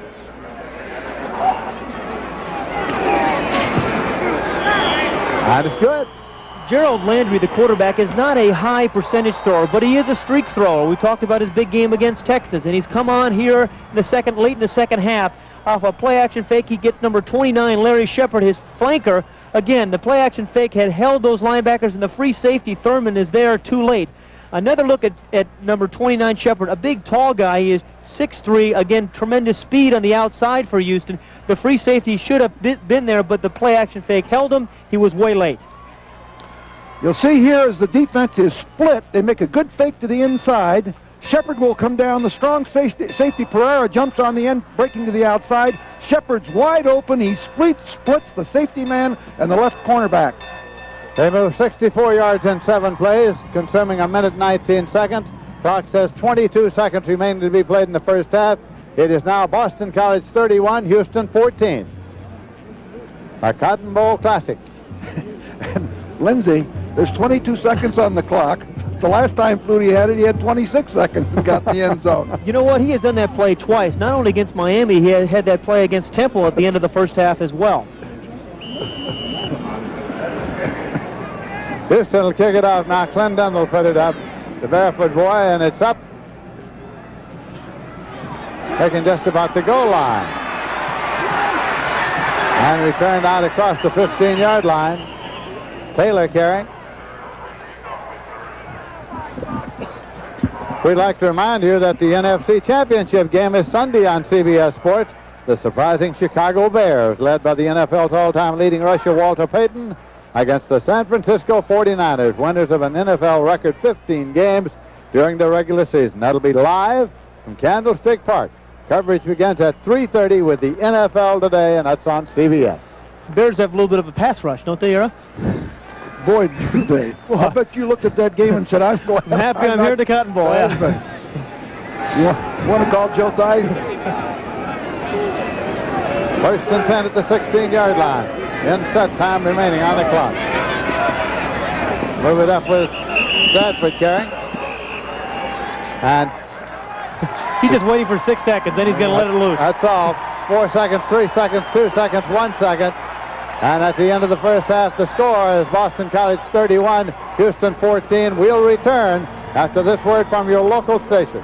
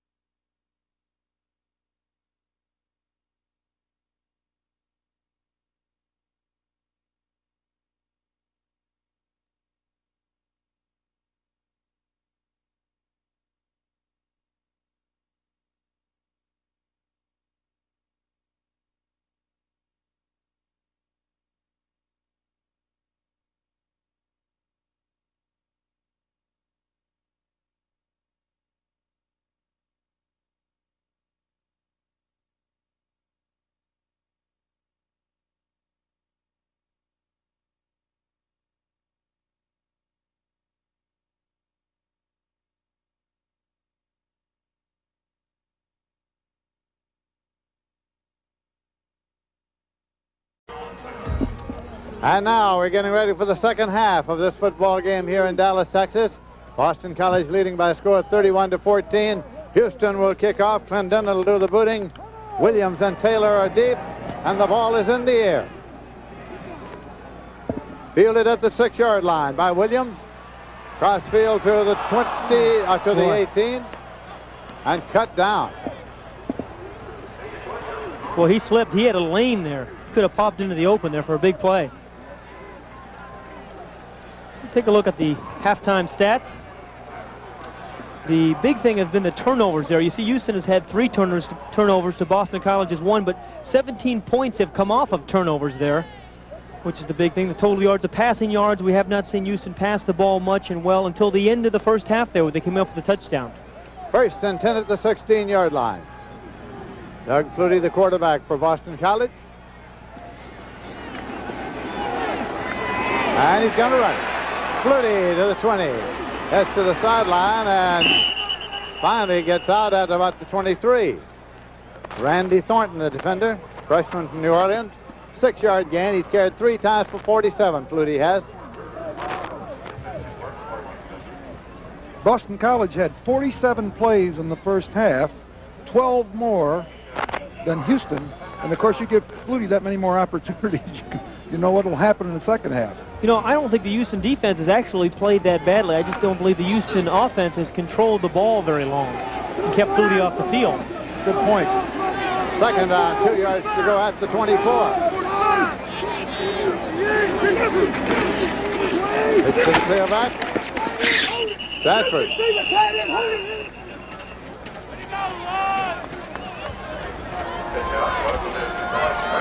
But this defense is going to have to come up with some sort of big play again, Eric, some sort of sack, a turnover, really down in this part of the field too, a block punt perhaps, to really have them, for them to have an opportunity to get back in the ball game. They're going to bring out the chain, bring it all the way across the measure for the possible 1st down.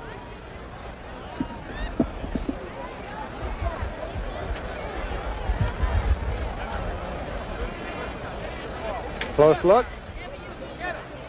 1st and 10.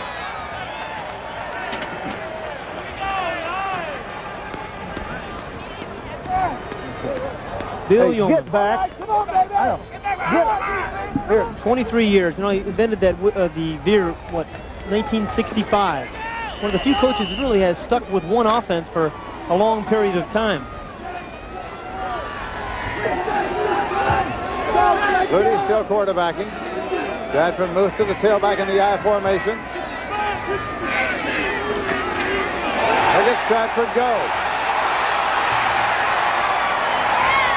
Out of bounds at the 43-yard line. You know, I have seen this Boston College team play a number of times, and they always seem to have called the right play at the right time. Here is a strong safety blitz, and this is the right call, the sprint draw right inside the strong safety blitz.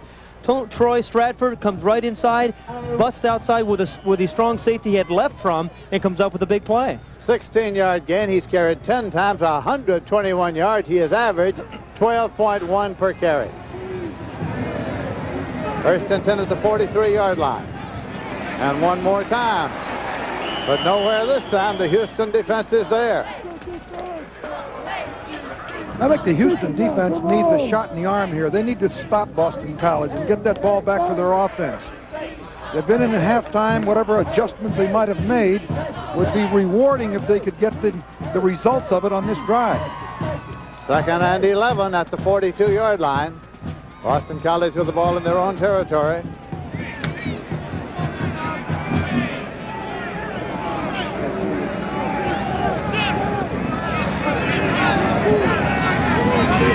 Darren Flutie is a wide receiver to the left side. Doug is rolling left. And it's incomplete. Trying to get it to Darren, his brother. Again, people slipping and sliding all over there. It looked like Darren did lose his footing there because he was open. You're going to see Darren as Doug gets to the outside. Now, Boston College has made the adjustment, it looks like, of getting Doug Flutie to the outside on a design play. This was not a scramble. It was a design play.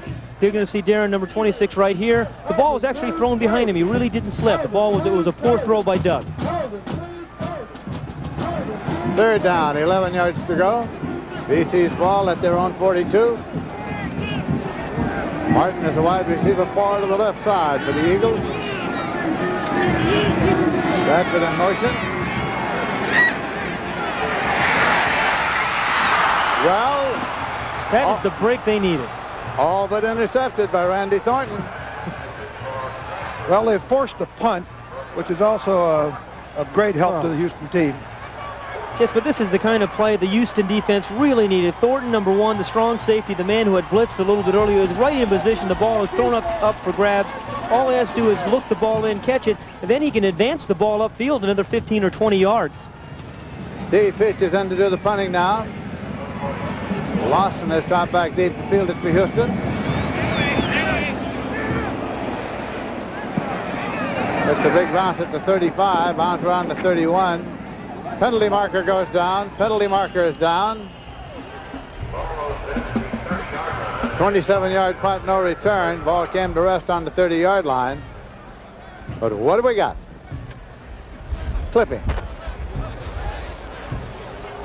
Got a clipping penalty to be inflicted here. 31-14. The Eagles still leading. Era Persegian, of course, coached bowl teams. He brought 2 bowl teams here to the Cotton Bowl. Era, what is so different about preparing a team for a bowl game as opposed to regular season? Well, it's very difficult, Lindsey, because there's so many social activities that you're confronted with, and it distracts from your preparation. So you learn over a period of years what to accept and what not to accept.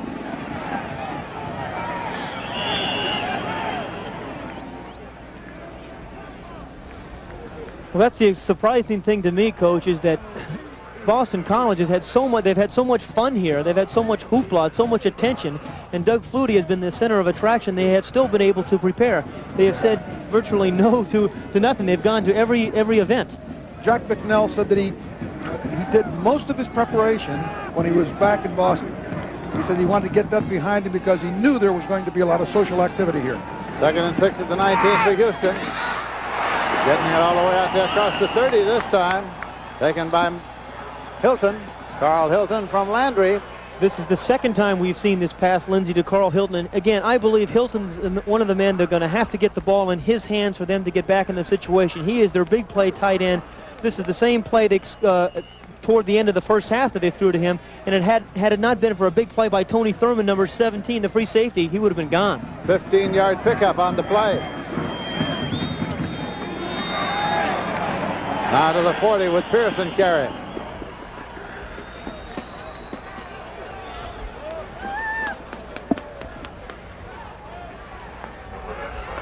Houston's prepared a little bit differently. They were by themselves. You didn't hear much from them. They weren't in the press much. Gerald Landry, the quarterback, was the other quarterback, didn't say much. I thought they were going to come out actually and be much sharper offensively. 2nd and 4 at the 40. Pearson carrying again, up to the 45. I asked Bear Bryant one time if he ever was able to figure out before a bowl game whether or not his team really was ready to play. Could you figure out whether your team was really ready or not? I wish I knew. When I thought they were really ready, we'd lay an egg. When I thought they were flat, they'd go out and play. Just what he said. Exactly. First and 10. Landry can't get away, and he's back there at the 35 in the grass for Bosa. 10-yard loss on the play.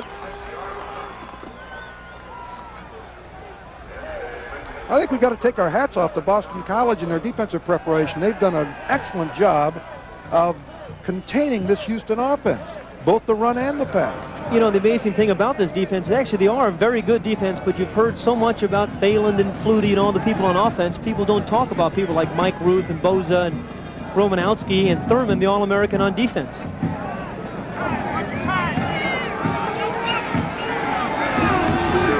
Second and 19. Landry batted back, incomplete. Garecki got a hand on it.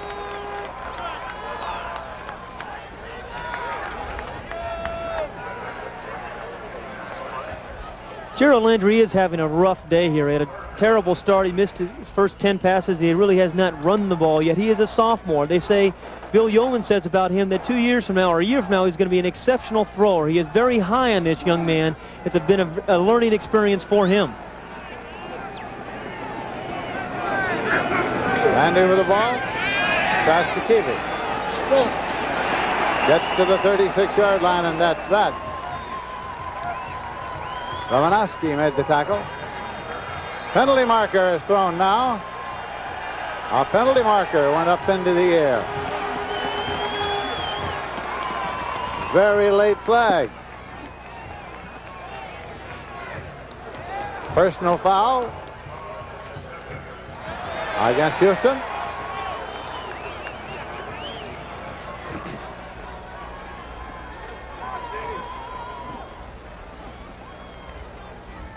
That's Landry. Some of the frustration perhaps is showing through now for the University of Houston team. It's 3rd and 19 in the call, and it wasn't much of a call, or 2nd and 19, wasn't much of a call here, nowhere to go. But it was a very late flag because there was a late hit on the play, or Landry had said something to somebody there. Landry threw the ball apparently at the Boston College defender. So Lonnie Stokes goes into deep punt formation.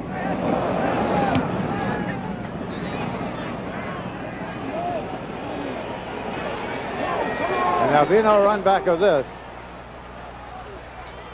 They'll start 1st and 10 at the 38, 41-yard punt.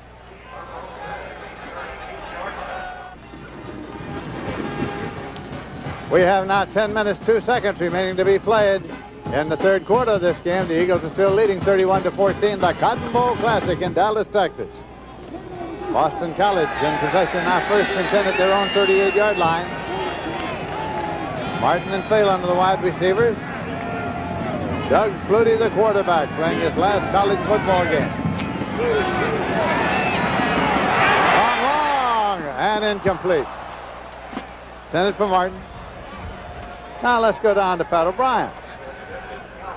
Thank you, Lindsey. It's getting very cold down here, and as you pointed out, it's windy. Doug Flutie told me and Pat Hayden to me yesterday that he hates cold weather. He carries with him a makeshift muffler with hand warmers inside it, and you'll notice if it gets really colder, in the huddle, the teammates gather around him and try to keep him warm physically. We'll look for that later in the game. Back up to you, Lindsey. I'm not all that crazy about cold weather myself. Gather around, fellas. I'm from Los Angeles. What do you mean? Flutie back again, and he completes it up to the 45. Stratford.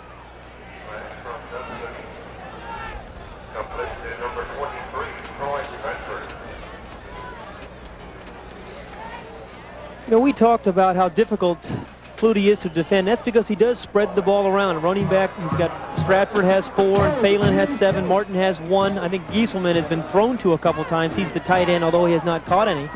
During the course of the year, Flutie has thrown to 14 different receivers. 3rd down and 3 yards to go at the 45.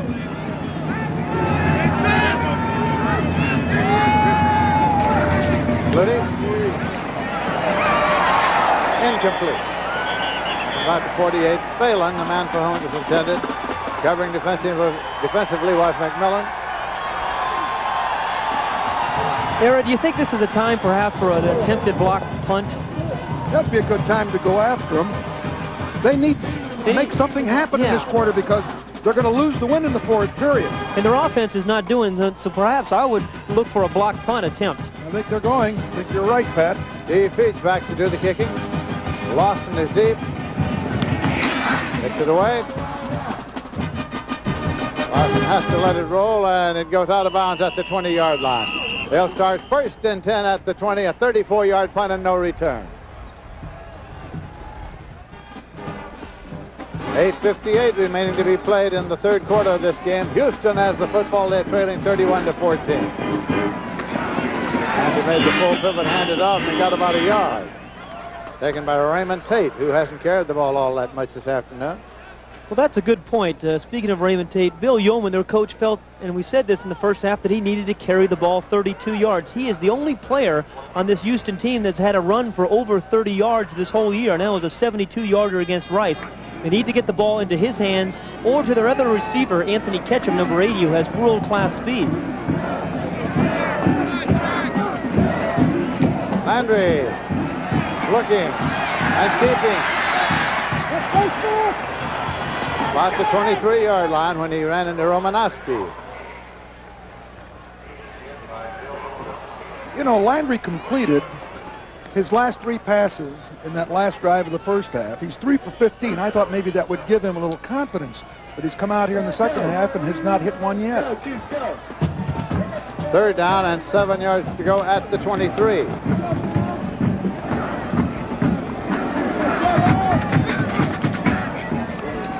Landry. 25, 29. Well, Houston really doesn't have the kind of passing attack that can really get a quarterback's confidence up because everything is thrown downfield. You know, Era, they don't dump the ball off to their backs. Not only that, everything is off a run action. He fakes a run action, then comes back. Receivers have been open. At least he can't see them. There have been some receivers downfield, but he's run the ball I don't know how many times on pass attempts. Lonnie Stokes is in to do the punting now. Kelvin Martin is deep to receive it for Boston College. Taken at the 35 and pushed back from there. Tuggle. We'd like to remind you that the NFC Championship game is Sunday on CBS Sports. The surprising Chicago Bears, led by the NFL's all-time leading rusher Walter Payton, against the San Francisco 49ers. Winners of an NFL record 15 games during the regular season, and all of that starts at 3:30 with the NFL Today. And this all starts 1st and 10 at the 34-yard line with 7 minutes, 4 seconds left in the 3rd quarter. Boston College in possession. Doug Flutie waiting for the snap. Stratford, or Strahan it is. Strahan across the 35 and up to the 36. Wynn made the tackle. Lindsey, you and Era both been around college football a long time. Have you seen a college football player who has had as much impact, you think, as Doug Flutie has this past year? I have not seen a football player who has had a consistent impact like he had and like he had coming into this game in a long, long time. I said 2 years ago he's the most exciting player I had seen in a long time.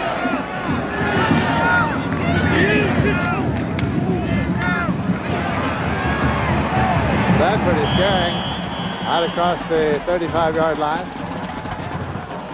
I've seen a great many college football players who showed a great deal of promise and got a big build-up, and then somehow something along the way seemed to happen.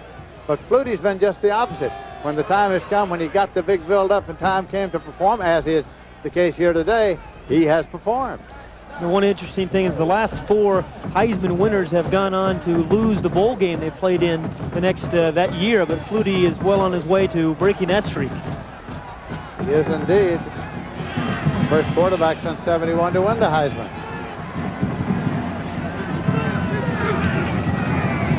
Flutie with the ball, just got rid of it. Folks, I'd like...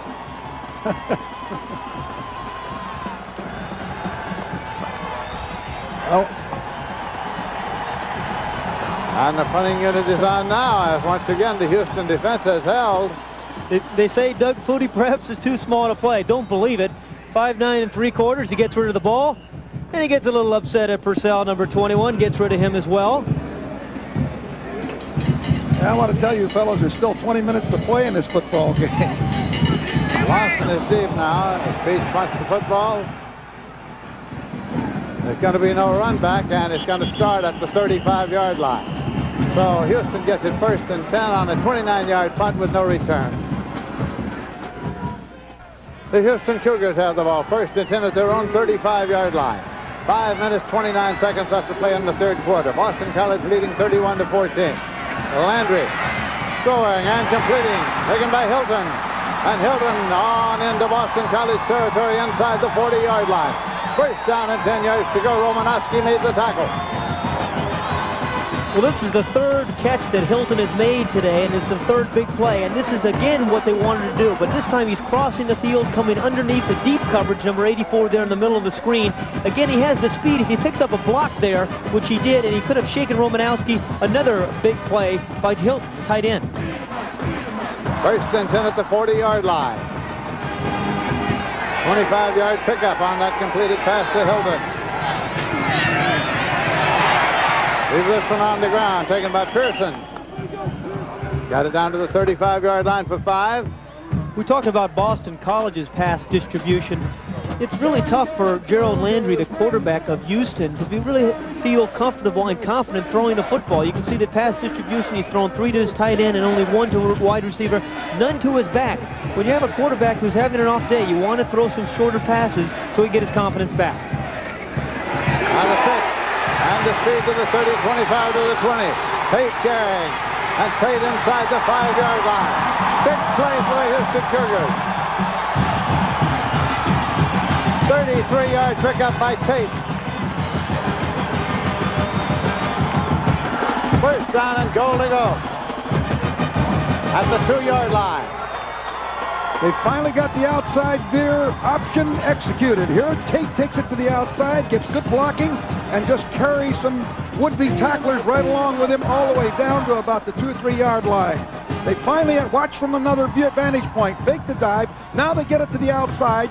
The man that was on Tate was blocked. Blockers downfield, staying with their man. Finally executed the outside veer. Touchdown, taken in there by Tate. Raymond Tate for the touchdown, Houston.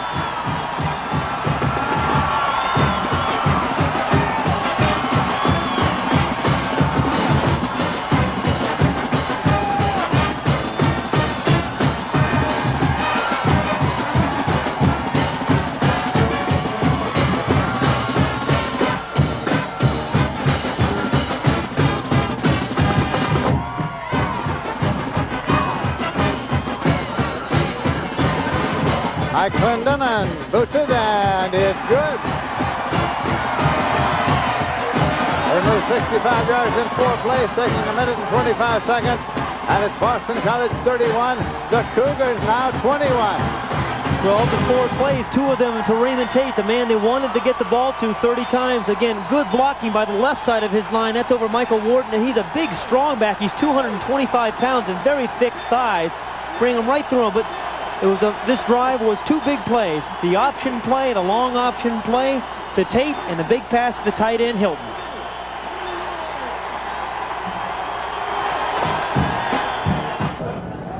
Houston back in the football game. 31-21, 10-point differential, 4 minutes, 4 seconds remaining in the 3rd quarter. Clendenon's going to kick it off now. Steve Williams and Tyrone Taylor are deep to receive it.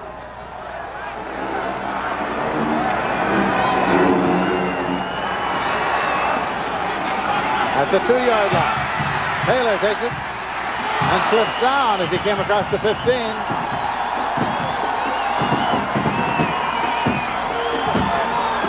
Here's the big play in that last drive, the veer that I described earlier in the show, where Landry comes down. There's option 1. 2, he's forced to pitch. And look at the 2 blockers, the tight end and the flanker back, Shepard and Hilton. Hilton gets a beautiful block right there. Shepard stays on his man, and Tate just pulls his way all the way down to the 2-yard line. The first time in this game that they did get the ball outside. They ran it just like you draw it up on the blackboard, and it's 1st and 10 now. Can the Houston defense hold now and get the football again? Still a 10-point differential. And off goes to the tailback. We'll leave it on the ground.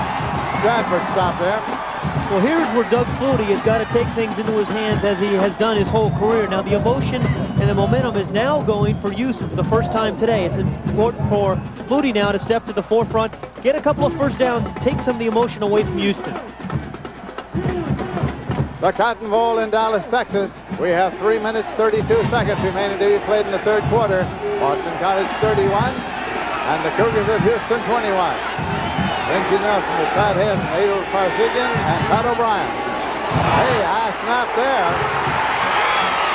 The shotgun intercepted at the 25-yard line. Being returned by McMillan. McMillan. Touchdown.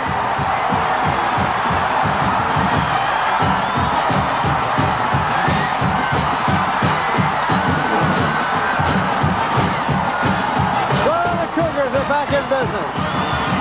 25 yards on the return of the reception by Audrey McMillan.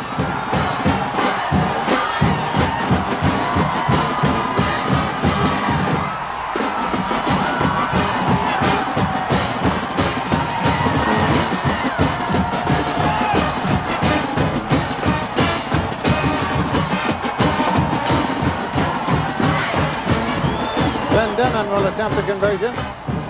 With a 4-point differential right now with the conversion attempt coming. It's down, it's up, and good. On the replay, you're going to see a high snap from center that Flutie flagged down and really disrupted the timing from the whole thing. And also think about Doug Flutie. He is such a confident quarterback. Sometimes he makes throws that he really shouldn't because good things have happened to him his whole career. But this time the ball should never have been thrown. There's Audrey McMillan, the free safety number 10. He's an all-Southwest Conference performer, and we have got a very interesting contest now.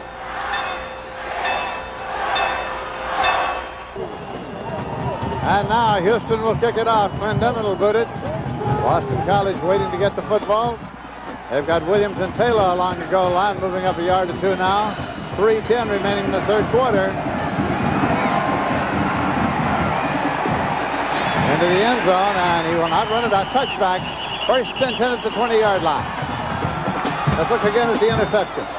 As Pat Hayden pointed out, the snap is very high and throws the timing of Flutie off. He gets a lot of pressure. This is one of the few times you'll see Flutie make a poor judgment. As you see, the ball is well underthrown. It isn't anywhere near. You don't see him do that very often, but we have really got a football game. 31-28. 3-point differential. Now Boston College has the ball. Flutie brings them up. Bill Yeoman along the sideline.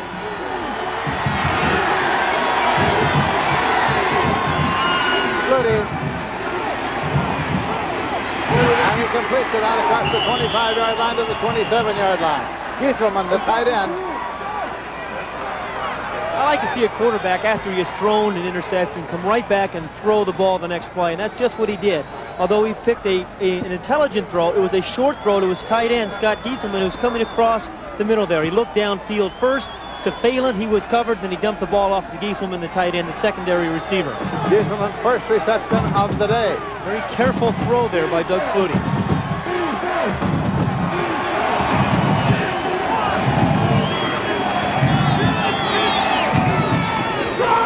Flutie with a handout that time, taken by Stratford. Stopped at the 30-yard line. You would think with the wind blowing that some of that water would be gone, but they're still slipping on that field. Right.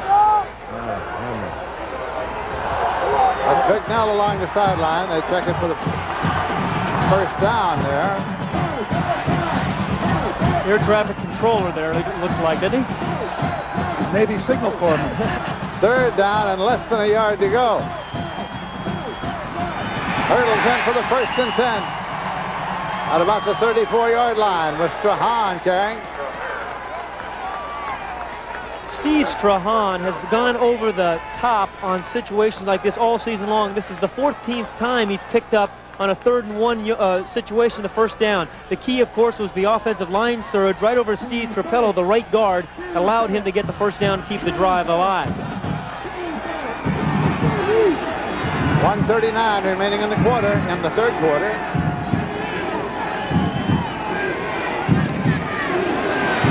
Put on the ground again, Strahan up to the 40-yard line. Let's listen to Jack Bignell now, the head coach at Boston College. Left. Trip. Left. Why do you want A double? No. That's 19. A double. A double. No, substitute. Back up, man. Back up. Back up. Moving them back a little bit. 2nd and 4 now at the 40-yard line. Exactly 1 minute remaining in the quarter. Martin and Phelan are the wide receivers for Doug Flutie.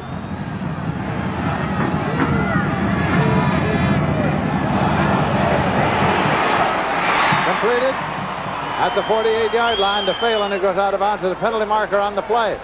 Looked like Doug Flutie called a audible and the back wasn't set. Moved late. It was really unnecessary for the back to shift to because it was such a quick pass. Stratford, I think it was. And the penalty goes against Boston College, of course.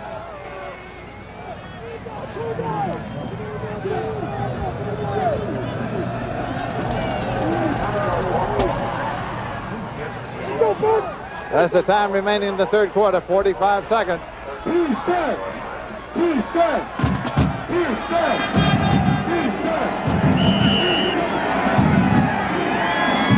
now than 8 yards to go.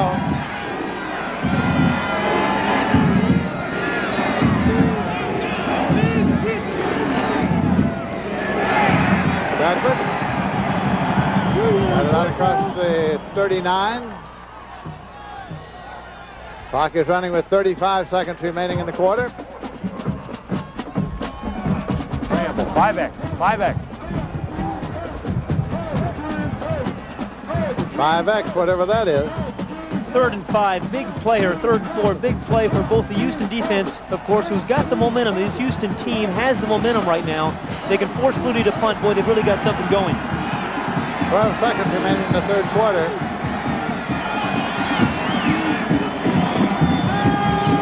And back to the inside. Pick up the 1st down. Darren Flutie. And time runs out in the quarter. So at the end of the 3rd quarter, the score is the Eagles 31, the Cougars 28. We'll return after this commercial break and a word from your local station. A quarter to play now. Boston College with the football. 1st and 10, they have the ball at their own 48. Motion across. Flutie handing it off. Taken by Strahan across the 50-yard line. Let's look at a scoring summary of what has happened in this football classic here today. In the 1st quarter, Flutie, a 63-yard pass to Martin. Put Boston College out in front. Then Flutie, an 8-yard pass to Stratford. 14-0 it was at that point. Allen now returned to kickoff 98 yards to make it 14-7. And then Snow, a 31-yard field goal to make it 17-7. Flutie, a 13-yard pass to Phelan. Strahan, a 2-yard run, and it was 31-7. We'll pick up second half scoring in a moment because right now Boston College has the ball at the Houston 49-yard line. And Doug Flutie retreats, steps up, whips the football. Incomplete.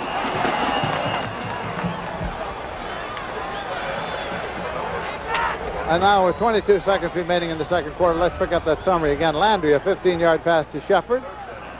Now in the 2nd half, it is Tate on a 2-yard run for Houston, 31-21. The Cougars are rolling. McMillan, a 25-yard interception return, all the way for a touchdown. And that's where we are, 31. Tate on a 2-yard run, 31-21. It is the Eagles 31 and the Cougars 28. 3rd down and 7 yards to go. Flutie. Penalty markers. Diving catch made by Phelan, but there were a couple of markers. Might have been a clip over there.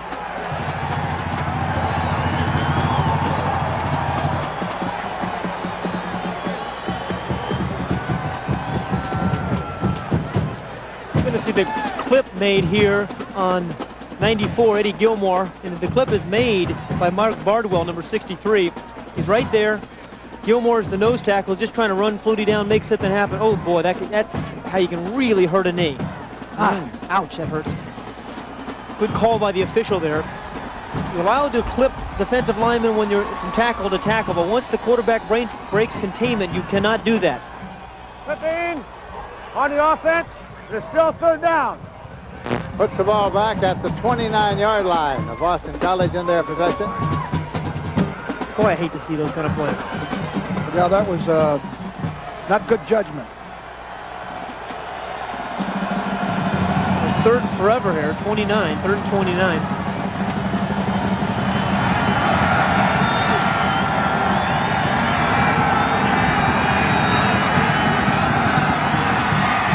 Flutie, 6 down. At about the 32-yard line, he went down. Audrey McMillan was there. That'll bring up 4th down in the punting unit onto the field with 13:28 left to play in this game. The Houston Cougars want the football. They trail by 3. I think Audrey McMillan has been playing an outstanding football game. This guy played quarterback for a couple of years, and he's back in there playing safety. And he's done a great job, particularly in the 2nd half. Well, we had the big interception for the touchdown, of course. Willie Lawson dropped back there now to receive Peach's punt. Lawson has it at the 32-yard line. Returns it to the 34-yard line. 36-yard punt. Let's listen to you. T-flex, 17 goal line. Left T-flex, 17 goal line. Left T-flex, 17 goal line. So Landry comes on now to run that play. 1st and 10. The Cougars have the ball at their own 34-yard line. Boston College leads them 31-28. Landry brings them up. Landry's got it. Landry out across the 45 to the 47-yard line. Romanowski made the tackle. What a change in confidence we're seeing in Gerald Landry now. He hit a couple of passes at the end of the first half, hit Carl Hilton at the beginning of the second half, had a couple of big runs, and right here he is running his veer offense as we anticipated that he would. Good eyes by Landry. He saw the hole open up really right over his center and just ducked in there for a big play. 1st and 10 at the 48-yard line.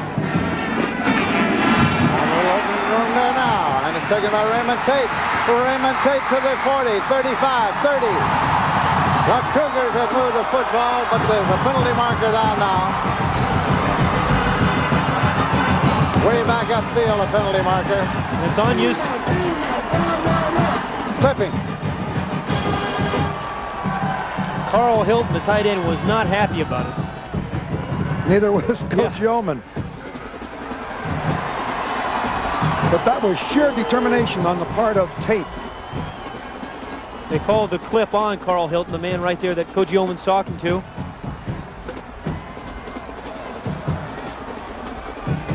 Again, one of the adjustments obviously Houston has made here in the second half is to be able to get the ball to Raymond Tate more than they did in the first half.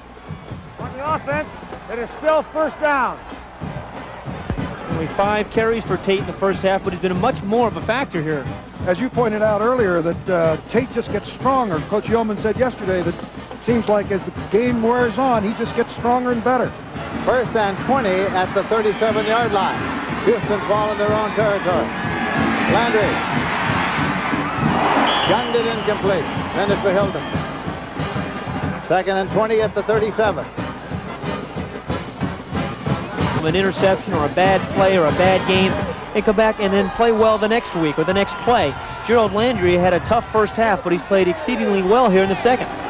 4 for 17. Looks a little like your statistics, Pat. On a good day. On a good day. Landry rolling and looking and throwing and completing. Penalty marker on the play. Run out of bounds at the 46, but there's a marker to be checked out. It was a holding call. Giddings was the receiver. The official's not too happy with us. Holding.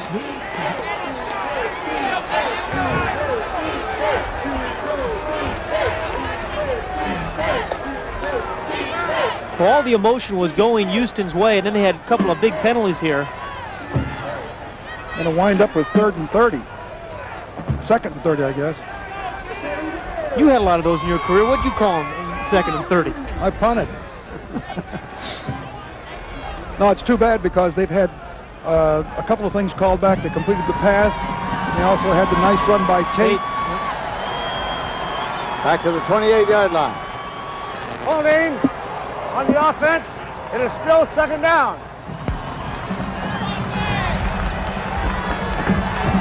The other thing, you got a problem here for Houston is because they are in with the wind and field position is very important to them. If they have to punt into that wind, it makes a big difference with these penalties. 12 minutes remaining to be played in this ball game. 2nd down and 29 yards to go. Landry throwing and overthrowing. Incomplete. Hilton, the man for whom it was intended.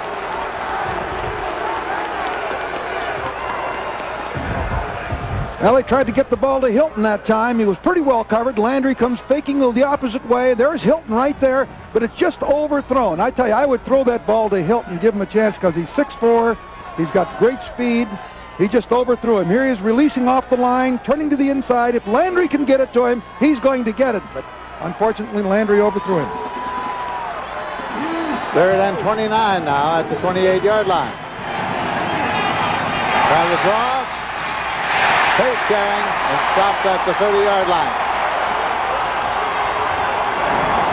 That'll bring up a 4th down, and the punting unit comes on as Houston has to give up the football. Lonnie Stokes on to punt.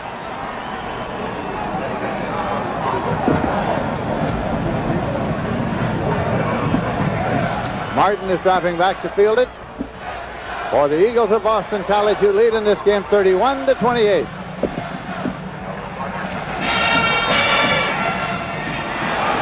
Short. Oh boy, that's very short.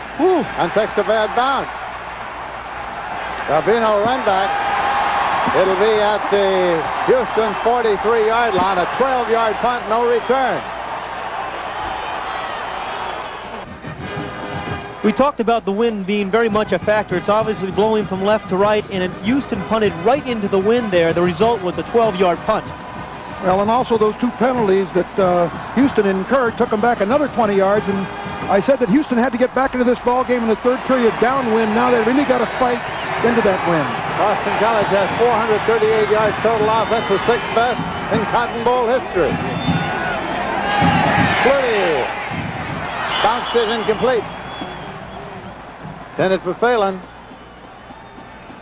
Good pressure on the inside there put on by Bryant Wynn, the linebacker for Houston. Really got in Doug Flutie's face, and he had to release the ball way before he wanted to. Also off balance because he was moving backwards. 2nd and 10 at the 43-yard line of Houston in Boston College possession. Bryant Wynn, he's their leading tackler. He's an all-Southwest Conference performer.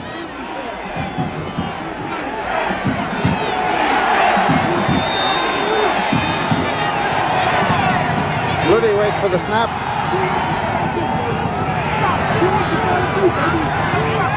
Brown County's got it. Incomplete.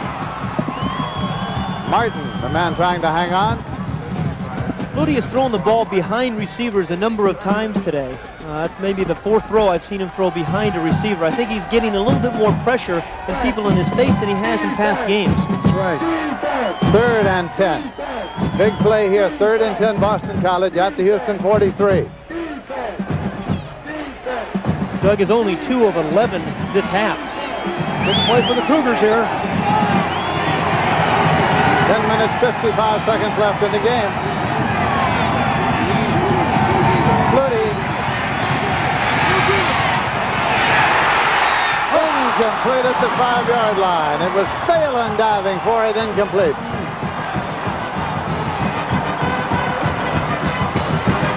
That brings up a 4th down.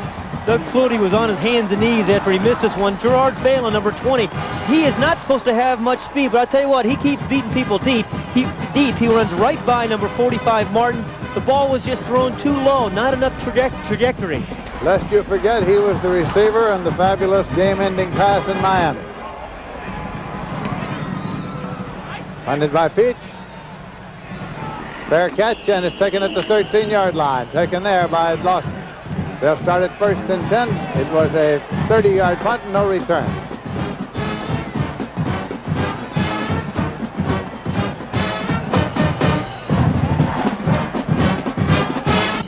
We mentioned earlier in the ball game that many of his colleagues have said that Bill Yeoman is as good a coach as there is at getting a team ready for one game. His team did not get off to a roaring start here this afternoon, but he certainly has them back in this football game right now. 10:41 left to play. He trails by 3 points. His team has the football. 1st and 10 at their own 14-yard line. Landry, the quarterback, with the ball.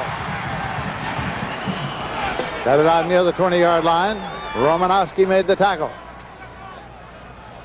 He's carried 18 times for 74 yards. Bill Yeoman really is amazing. He's had 18 winning seasons out of those 23 there at Houston. He played well enough to get his team into the conference and has been into the Southwest Conference and has been to the Cotton Bowl really more than anybody else the past 9 years, more than Texas and SMU. I said to him yesterday, help me out a little bit on a date. I met you on a plane coming out of Stanford after an Ohio State game when you were a staff at Michigan State. Incomplete. Hilton, the intended receiver. I said, what was the date? He said 1955.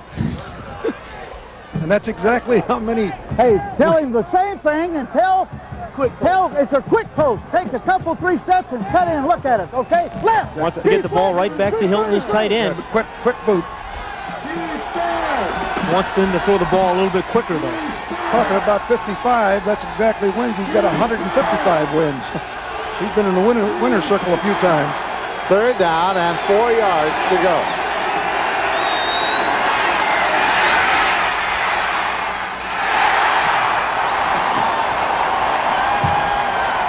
Had him out there, but incomplete. Landry to Pearson. Landry had a couple of open receivers here, and they wanted the ball to go to Hilton. He was the man they wanted the ball to go to. He's the tight end, number 84. He comes right over the middle. Remember, they only needed 4 yards, but Landry was under some duress because there was a blitz on, and actually he didn't even look at Hilton. Stokes has got to kick it into the wind again. Ball just stopped. Good. And it's right there about the 45-yard line. So start 1st and 10 at the 45-yard line.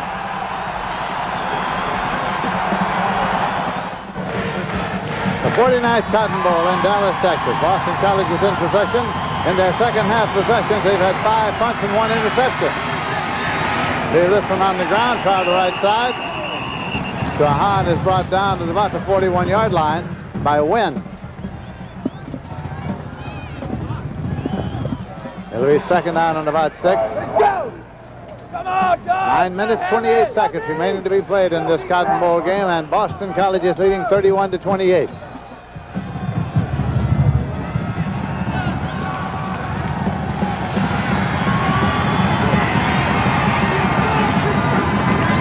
Rudy with a pitch. Bradford at about the 36-yard line. Alexander on the tackle.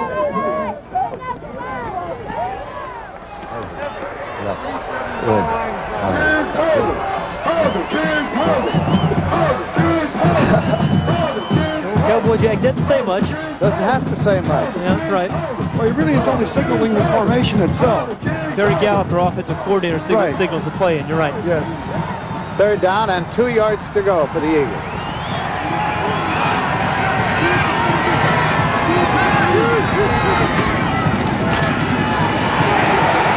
That was Stratford trying to get the 2. Boy, Coach, he looked like he's short. Do you go for it here, do you think? Yeah, I think so. You're at the 35-yard line. I would go for it here. I don't know whether he wants a field goal to put himself up 6 points. Well, they gave him a nice mark, though. Ooh. Nice spot on the ball. And they're going to bring it out and measure it. See whether it's 1st down or 4th down at the 35-yard line. With 8 minutes and 22 seconds left to play. And BC leading by 3 points.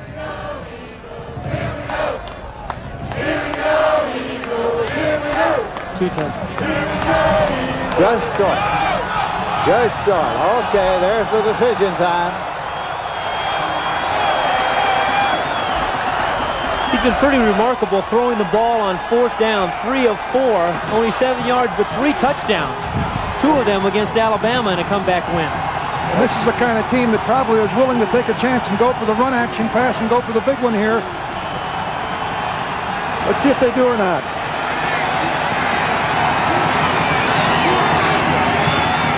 First and 10.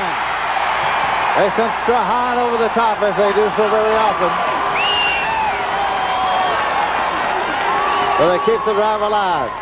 Again, Strahan is such a good short yardage runner. We mentioned this is his 15th time where he's made the conversion on 3rd or 4th and short. Just right over the top. Good leaping ability. He's a big, strong, tall kid. Picks up a very important 1st down for the Eagles. The Eagles now at the Houston 32-yard line. 1st down and 10 yards to go.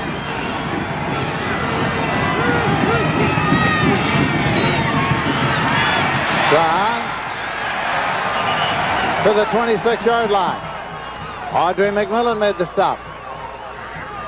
Well, we've really seen a different Boston College offense here the last few minutes. They've apparently made a decision to try to control the clock some. They've run the ball the last 4 or 5 plays. They used the 2 tight end formation, and they're trying to run for some 1st downs and control the clock. Timeout is taken here now by Houston. We have a man injured who's being assisted off the field. 7 minutes, 34 seconds left to play in the game. For Houston, Robert Harper, linebacker, hobbled off the field, has been replaced by Ronald Hall now. It is 2nd down, 4 yards to go for Boston College. They have the ball at the Houston 26-yard line. 7 minutes, 34 seconds left to play. Boston College leading 31-28. The Cotton Bowl in Dallas, Texas. They got the first down in yards to spare. Strahan, 1st and 10 at the 13-yard line. Stopped there by Alexander. We've seen so much finesse by Boston College all year. We forget that you can power the football at you. Steve Strahan is a strong runner right here. He's a big kid. He's 215 pounds. Just bounces off a number of people. A 2 tight end set.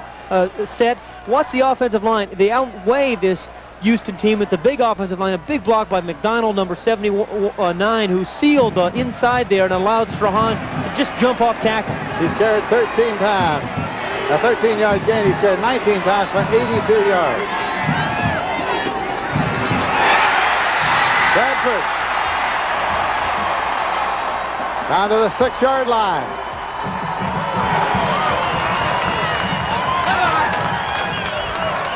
All good athletes. You can just sense the athlete in their eyes. Doug Flutie's eyes and Troy Stratford. He's got an excellent eye for finding holes, bouncing around.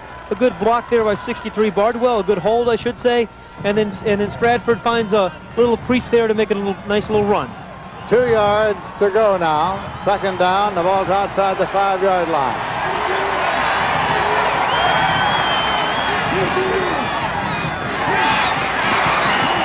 Got just across the 5. Strahan carrying. Looked to be short of the first down. Audrey McMillan made the tackle again. This drive, really, it's 7-play drive. It's been all runs by Boston College. Well, a good balanced football team can do both. They built their reputation on the passing game, and of course here they're demonstrating that they can run that football. Here goes the Vols again. Going to be 3rd down, 1 yard to go at the 4-yard line. Well, we've seen a lot of Strahan in this situation in the past. Line it up in a full house.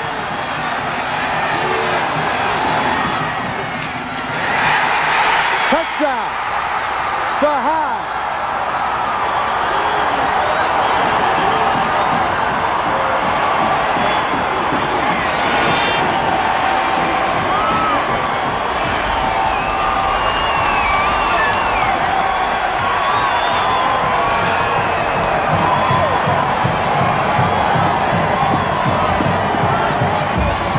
An 8-play drive, all runs.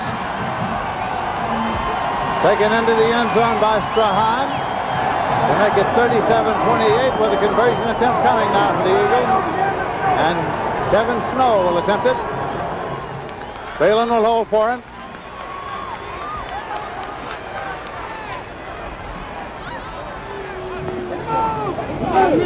Up and good.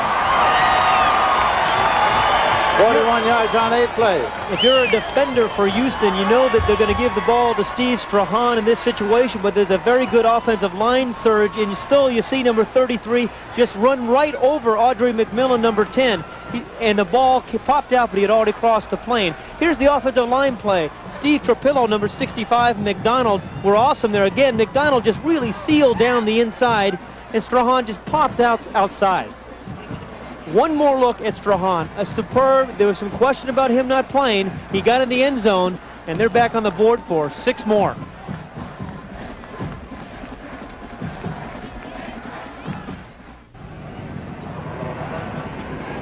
Snow will kick it off now for the Eagles. Deep to receive it, Allen and Ketchum. Boston College leads by 10. Taking up the 9-yard line by Allen.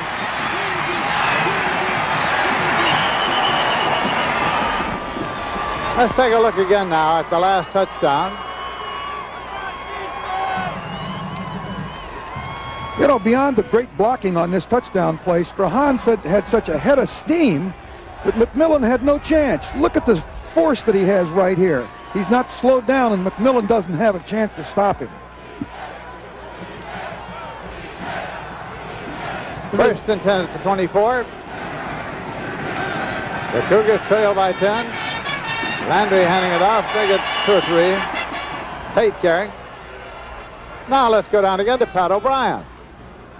Thank you, Lindsay. I was just talking to Steve Strahan. He used to be a high jumper in high school. He jumped 6'7". He said that leaping ability came in handy. They put 20 pounds on him, though, and made him into a fullback. Let's go back up to Lindsay. It's 2nd down and 7 yards to go at the 27-yard line.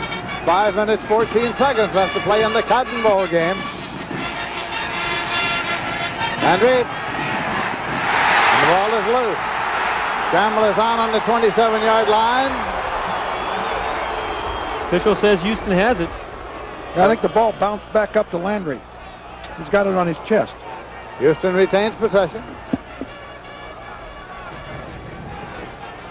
He just dropped the ball low. It would have been a pretty good game. You're right. Potentially could have been a very big play offensively, and it's what they need. Remember, they've only got out to the outside one other time with Raymond Tate on that option play for the big play. Did you get your block? Oh, yeah. I thought it was open. I thought he was gone. I thought he was gone. 3rd down and 7 yards to go. Throwing against a pretty stiff breeze.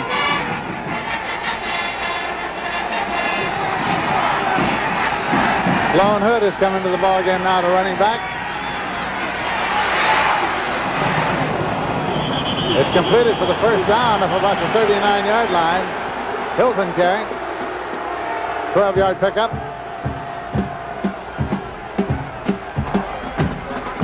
You're going to see Carl Hilton, the tight end, get flexed out at the top of the screen. He's actually right there in the middle of the screen. He just comes right in. It's a little blitz. He goes right with the strong safety he had left from. He was the man blitzing. And Landry reads the blitz and dumped the ball off to Hilton for a big first down for them. Hilton's caught 4 for 91. First and 10 at the 39-yard line. Houston trailing by 10 points with the ball in their own territory. Landry never had a chance. The ball rolled away. Was he down? Ball is recovered by Boston College at the 36-yard line. Landry fumbled the ball. Boston College recovered it. And it was Harrington who jarred it loose. The problem with the Beer, working close to the line of scrimmage. It's a high-risk offense. Can go both ways for you. In this particular case, another fumble. You watch here as Landry goes down the line, fakes to number 1, but penetration there, right there by Harrington. The fumble, Landry cannot get it back, and Boston College has the ball again. First and 10 for the Eagles now at the Houston 36-yard line. 4:07 left to play. Then the Eagles leave it on the ground. Strahan carrying. Let's look again at the last play and see what do we think about the fumble, if it was a fumble. Well, it may have just popped loose from the ground itself. No, the ball did come loose right out of his hand. It did pop loose. Harrington was there on him, and there was Thomas to make the recovery. What is that, 10 straight running plays from Boston College? I don't think we've ever seen that this entire year. 2nd and 8 at the 34-yard line of Houston.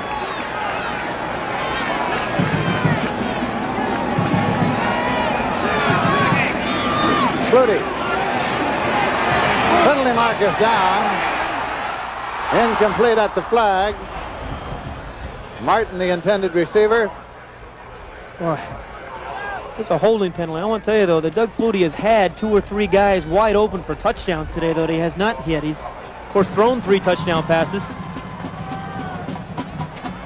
That's unusual for him. You're right.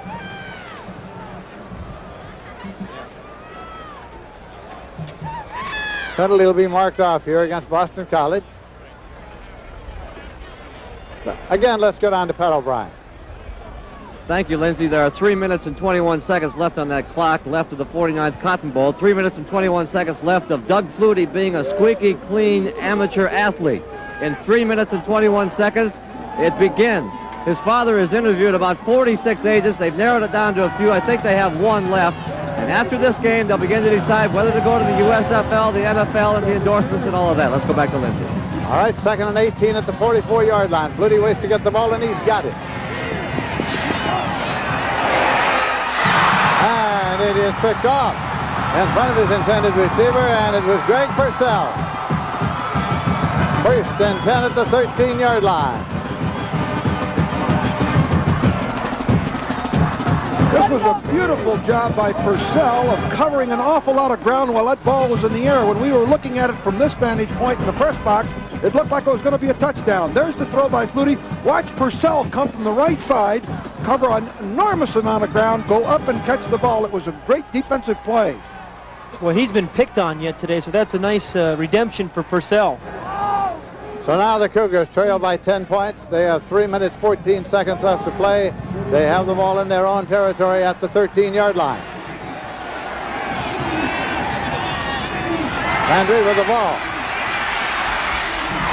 Pitches it off, taken by Tate. Some clever ball handling there. They really play with that ball, don't they? It's amazing to me. Gerald Landry wanted to throw this ball downfield, but he ended up just pitching it off there to Raymond Tate. You're going to get a look at it. He wants to get the ball at the top of the screen to his wide receiver, Shepard. See Cox, but he brings the ball back down, and here's the triple option. Then he decides to run it. When two defenders converge on him, whap, he just pitches it off there to Raymond Tate. He takes a hit, but Tate picks up first down. At the 26-yard line. I think Tate hurt his shoulder on that play.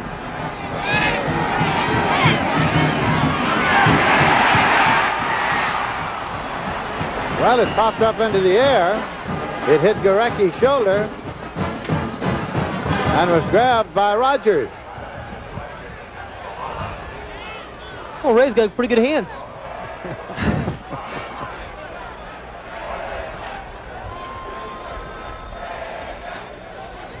Marked at the 25-yard line. You mentioned Gorecki tipping that ball. He's tipped 2 of them today. He had 9 coming into the game. He really gets his hands on a lot of passes, Gorecki does. Second down and 11 yards to go. A loss of 1 yard on the last play. Clock is running with 2.5 minutes left in this Cotton Bowl game. Landry across the 40. Anthony Ketchum, but could not hold it. Ketchum's been kind of silent today, hasn't he? He's had some big plays during the course of the year. He can really run. This guy can really, has all kinds of speed. He was the NCAA 440 track champion a few years ago. Ball should have been caught. It was well thrown by Landry. It's funny, Landry has thrown exceptionally well to his left, which is far more difficult. Most of his completions have come rolling out to the left. Ketchum has not caught one today. 3rd and 11 at the 25-yard line. Landry bumps into one of his own men. And he's sacked. It was Pereira who got there. And it's back around the 15-yard line. 11-yard loss on the play. A big defensive play by the Boston College Eagles. Gerald Landry is just trying to get his team back in this game right now and trying to get the ball downfield to one of his receivers. Now he knows he's got some pressure because he saw one-on-one coverage, but from the backside, David Pereira, who was the strong safety and their leading tackler, came from where he couldn't see him. Lonnie Stokes in deep punt formation, kicking into the wind. They let it go. There'll be no run back. And it's at about the 43-yard line. We'd like to remind you that the NFC Championship game is Sunday on CBS Sports. Those Chicago Bears, led by the NFL's all-time leading rusher Walter Payton, go against the 49ers. It all starts at 3:30 with the NFL Today with Brent Musburger. It is out there just short of the 43-yard line. Now 1st and 10 for BC. The Eagles leading by 10 points. 1 minute, 33 seconds left to play in the Cotton Bowl game.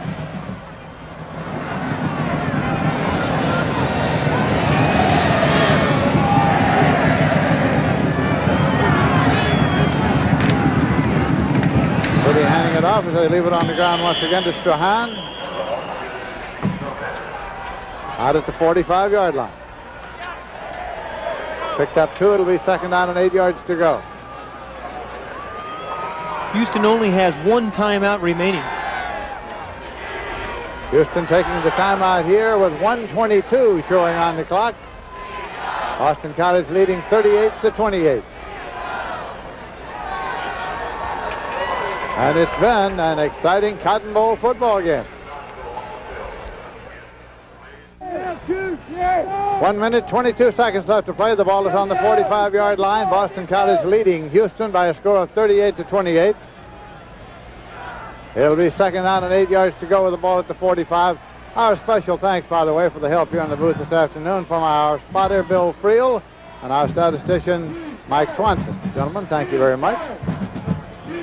Lindsey, again, congratulations on your 25th. It's really been fun. And may I say the same? Has been for me. Thank you very much. Here come the BC Eagles.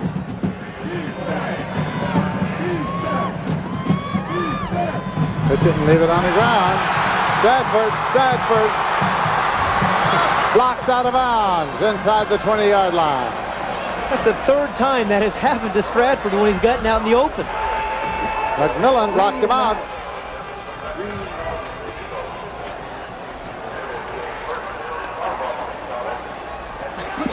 We certainly want to offer our thanks to members of the Cotton Bowl Executive Committee, Chairman J.L. Hoffheinz Jr., President Jim Ray Smith, Business Manager Mike Justice, Executive Vice President, the horse, a legend in his own time, Jim Brock. Gentlemen, thank you very much for a marvelous week in Dallas, Texas.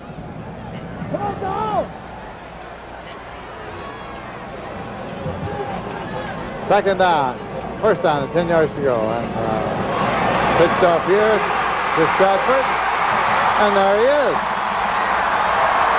Stratford for the touchdown. Troy Stratford has had a sensational day, both catching the ball and running the ball. He's run for close to 200 yards, 196 yards on 20 carries. He caught a touchdown pass. Take a look at Troy Stratford, and we're looking at a team, a Boston College team that is not one-dimensional. When they've had to run the ball here in the fourth quarter, they've run the ball and run the ball extremely well, led by Troy Stratford right there. We have a conversion attempt coming now. Boston College is leading 44-28.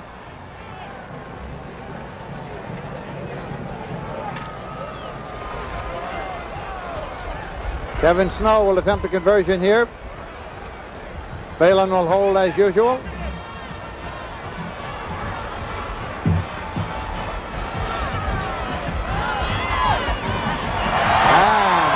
it's good. One more point for the Eagles to make it 45-28. BC has just set a Cotton Bowl record for points with 45, the old mark, 41 by Penn State in 1975. So it's been a big day for the Eagles of Boston College here in Dallas, Texas. Era, your thoughts on the afternoon ball game? Well, I think that without question that Boston College is for real. They're an outstanding football team. They came in here ranked 8th. Some of the polls are a little higher, but they will move up in the rankings, and deservedly so. And Flutie deserves all the accolades that he's received during the course of the year. He's truly one of the most exciting players I've ever seen. Even though it wasn't vintage Flutie today, it was enough to win this football game by a considerable amount. Pat Hayden? Well, it may seem ridiculous to say because Boston College has scored 45 points, but I think the Houston defense did a reasonably good job. The Houston offense in the first half really did not do much. They did not keep the ball, keep it away from Flutie. And for Flutie, it has been a remarkable 4 years. It's been fun for me to watch him. I've, of course, related to the guy because I had so much grief about my height over the years, so it's been nice to see the young man, who is a very nice young man, be successful, and I wish him a great deal of success in the future. I watched you two the other day with you interviewing Flutie. I was trying to decide who was taller. I always stand on the high ground. Kickoff coming up now with Kevin Snow to put it up.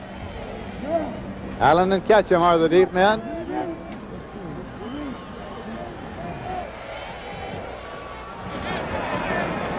So the bounces it down to the middle end. It's fielded at the 20-yard line. Return to the 25, 30, and Houston gets it up about the 34-yard line. Returned by Lawson. The 361 yards rushing of Boston College is the second best in Cotton Bowl history. The 541 total yards is a new Cotton Bowl record. The old one was 514 set by Missouri in 1946. This Houston team is a very young team. 45 freshmen on this team. I have a sneaky suspicion they'll be back. 1 minute, 2 seconds on the clock. Houston with the ball, first and 10.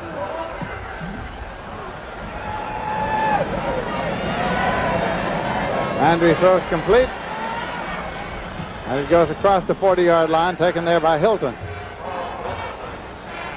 Stops the clock at 55 seconds remaining. Boston College is leading 45-28. And in less than a minute, Doug Flutie will have completed his college playing career. And it's a happy gang of Eagles. Happy gang of Eagles supporters who came here too. By the thousands they came.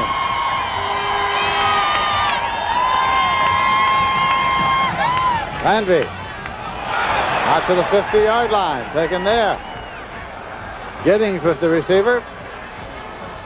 So it'll be a 1st and 10. Todd Russell made the tackle.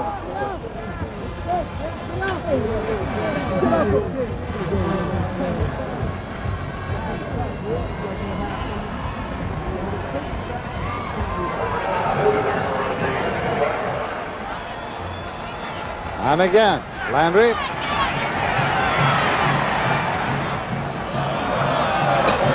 Throws it away. Stopping the clock with 35 seconds. Larry Shepard was over there.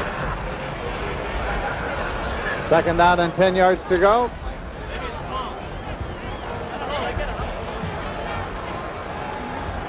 Bill Yeoman. Well, he's done a remarkable job. You know, people picked his team to finish 5th in the conference. And again, big wins over Texas and SMU with a very young team. Had a great coaching career. Continues because he's just been given a 5-year extension on his contract. Incomplete.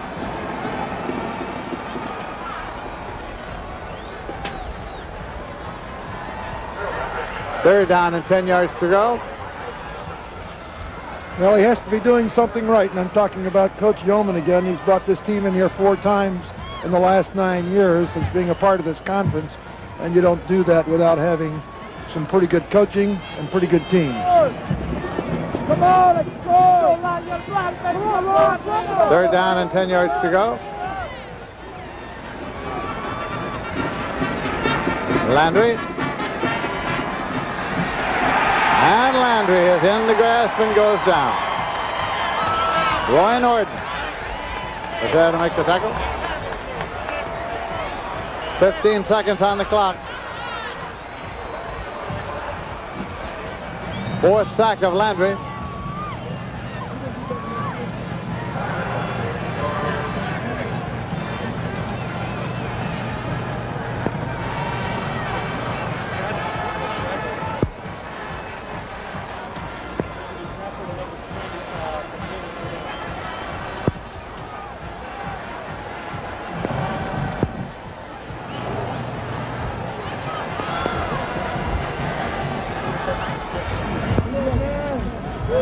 Fourth down coming up now with 15 seconds on the clock.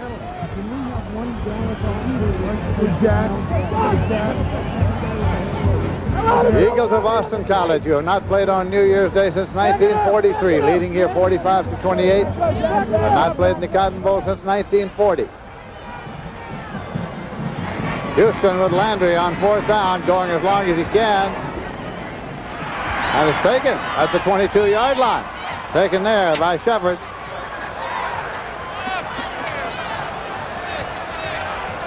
.32-yard pickup. The Chevrolet most valuable players of the game are for Boston College, Torrey Stratford. Ball is brought to the inbounds marker and placed at the 22-yard line. And Audrey McMillan, the free safety for Houston, is our most valuable player as well. And so a check in the amount of $1,000 will be donated by Chevrolet to each college's general scholarship fund to further assist qualified students in all choosing academic field.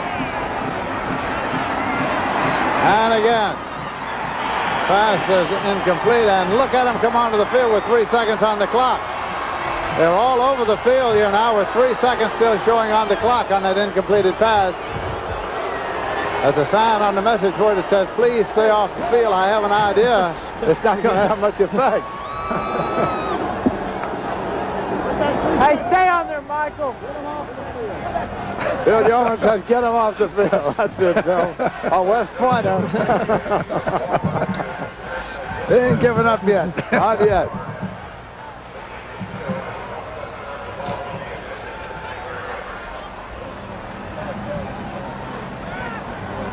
Well, somebody started out and everybody followed. And here they came on what they presumed to be the last play, but it wasn't.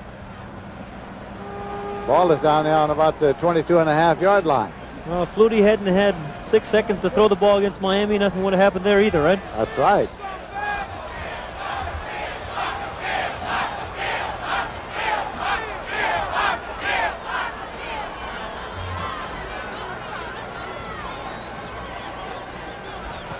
Some of the VC players are assisting in getting them off the field.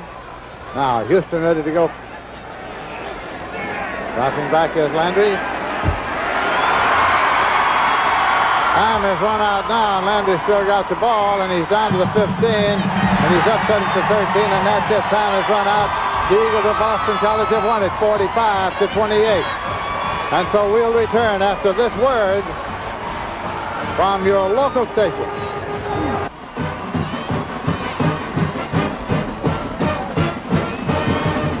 Final score there is Boston College 45, Houston 28.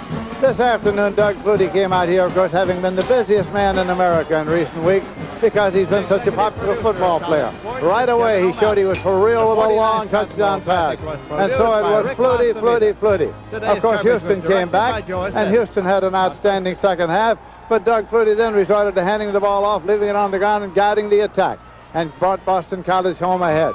I think that Doug Flutie did not lose any of his prestige in his performance here this afternoon as Boston College won this football game here in the 49th Cotton Bowl game. It will long be remembered as the week, as the day, as the season of Doug Flutie. Doug Flutie, of course, this year has gained more attention than any individual college football player in recent memory because of the fact that he was spectacular, that he could come out with great things expected of him, and he delivered great things. And then, of course, he finished it off in Miami with that fantastic closing touchdown pass that for Boston College and Doug Flutie defeated the team that had won the national championship the year before. And so he had been idolized all over this country. We want to take this moment to thank our technical crew here at CBS for a marvelous job, not only here but all season long. Once again, the final score, Boston College 45, Houston 28. CBS Sports presents the 49th Annual Cotton Bowl, and this has been a presentation of CBS Sports.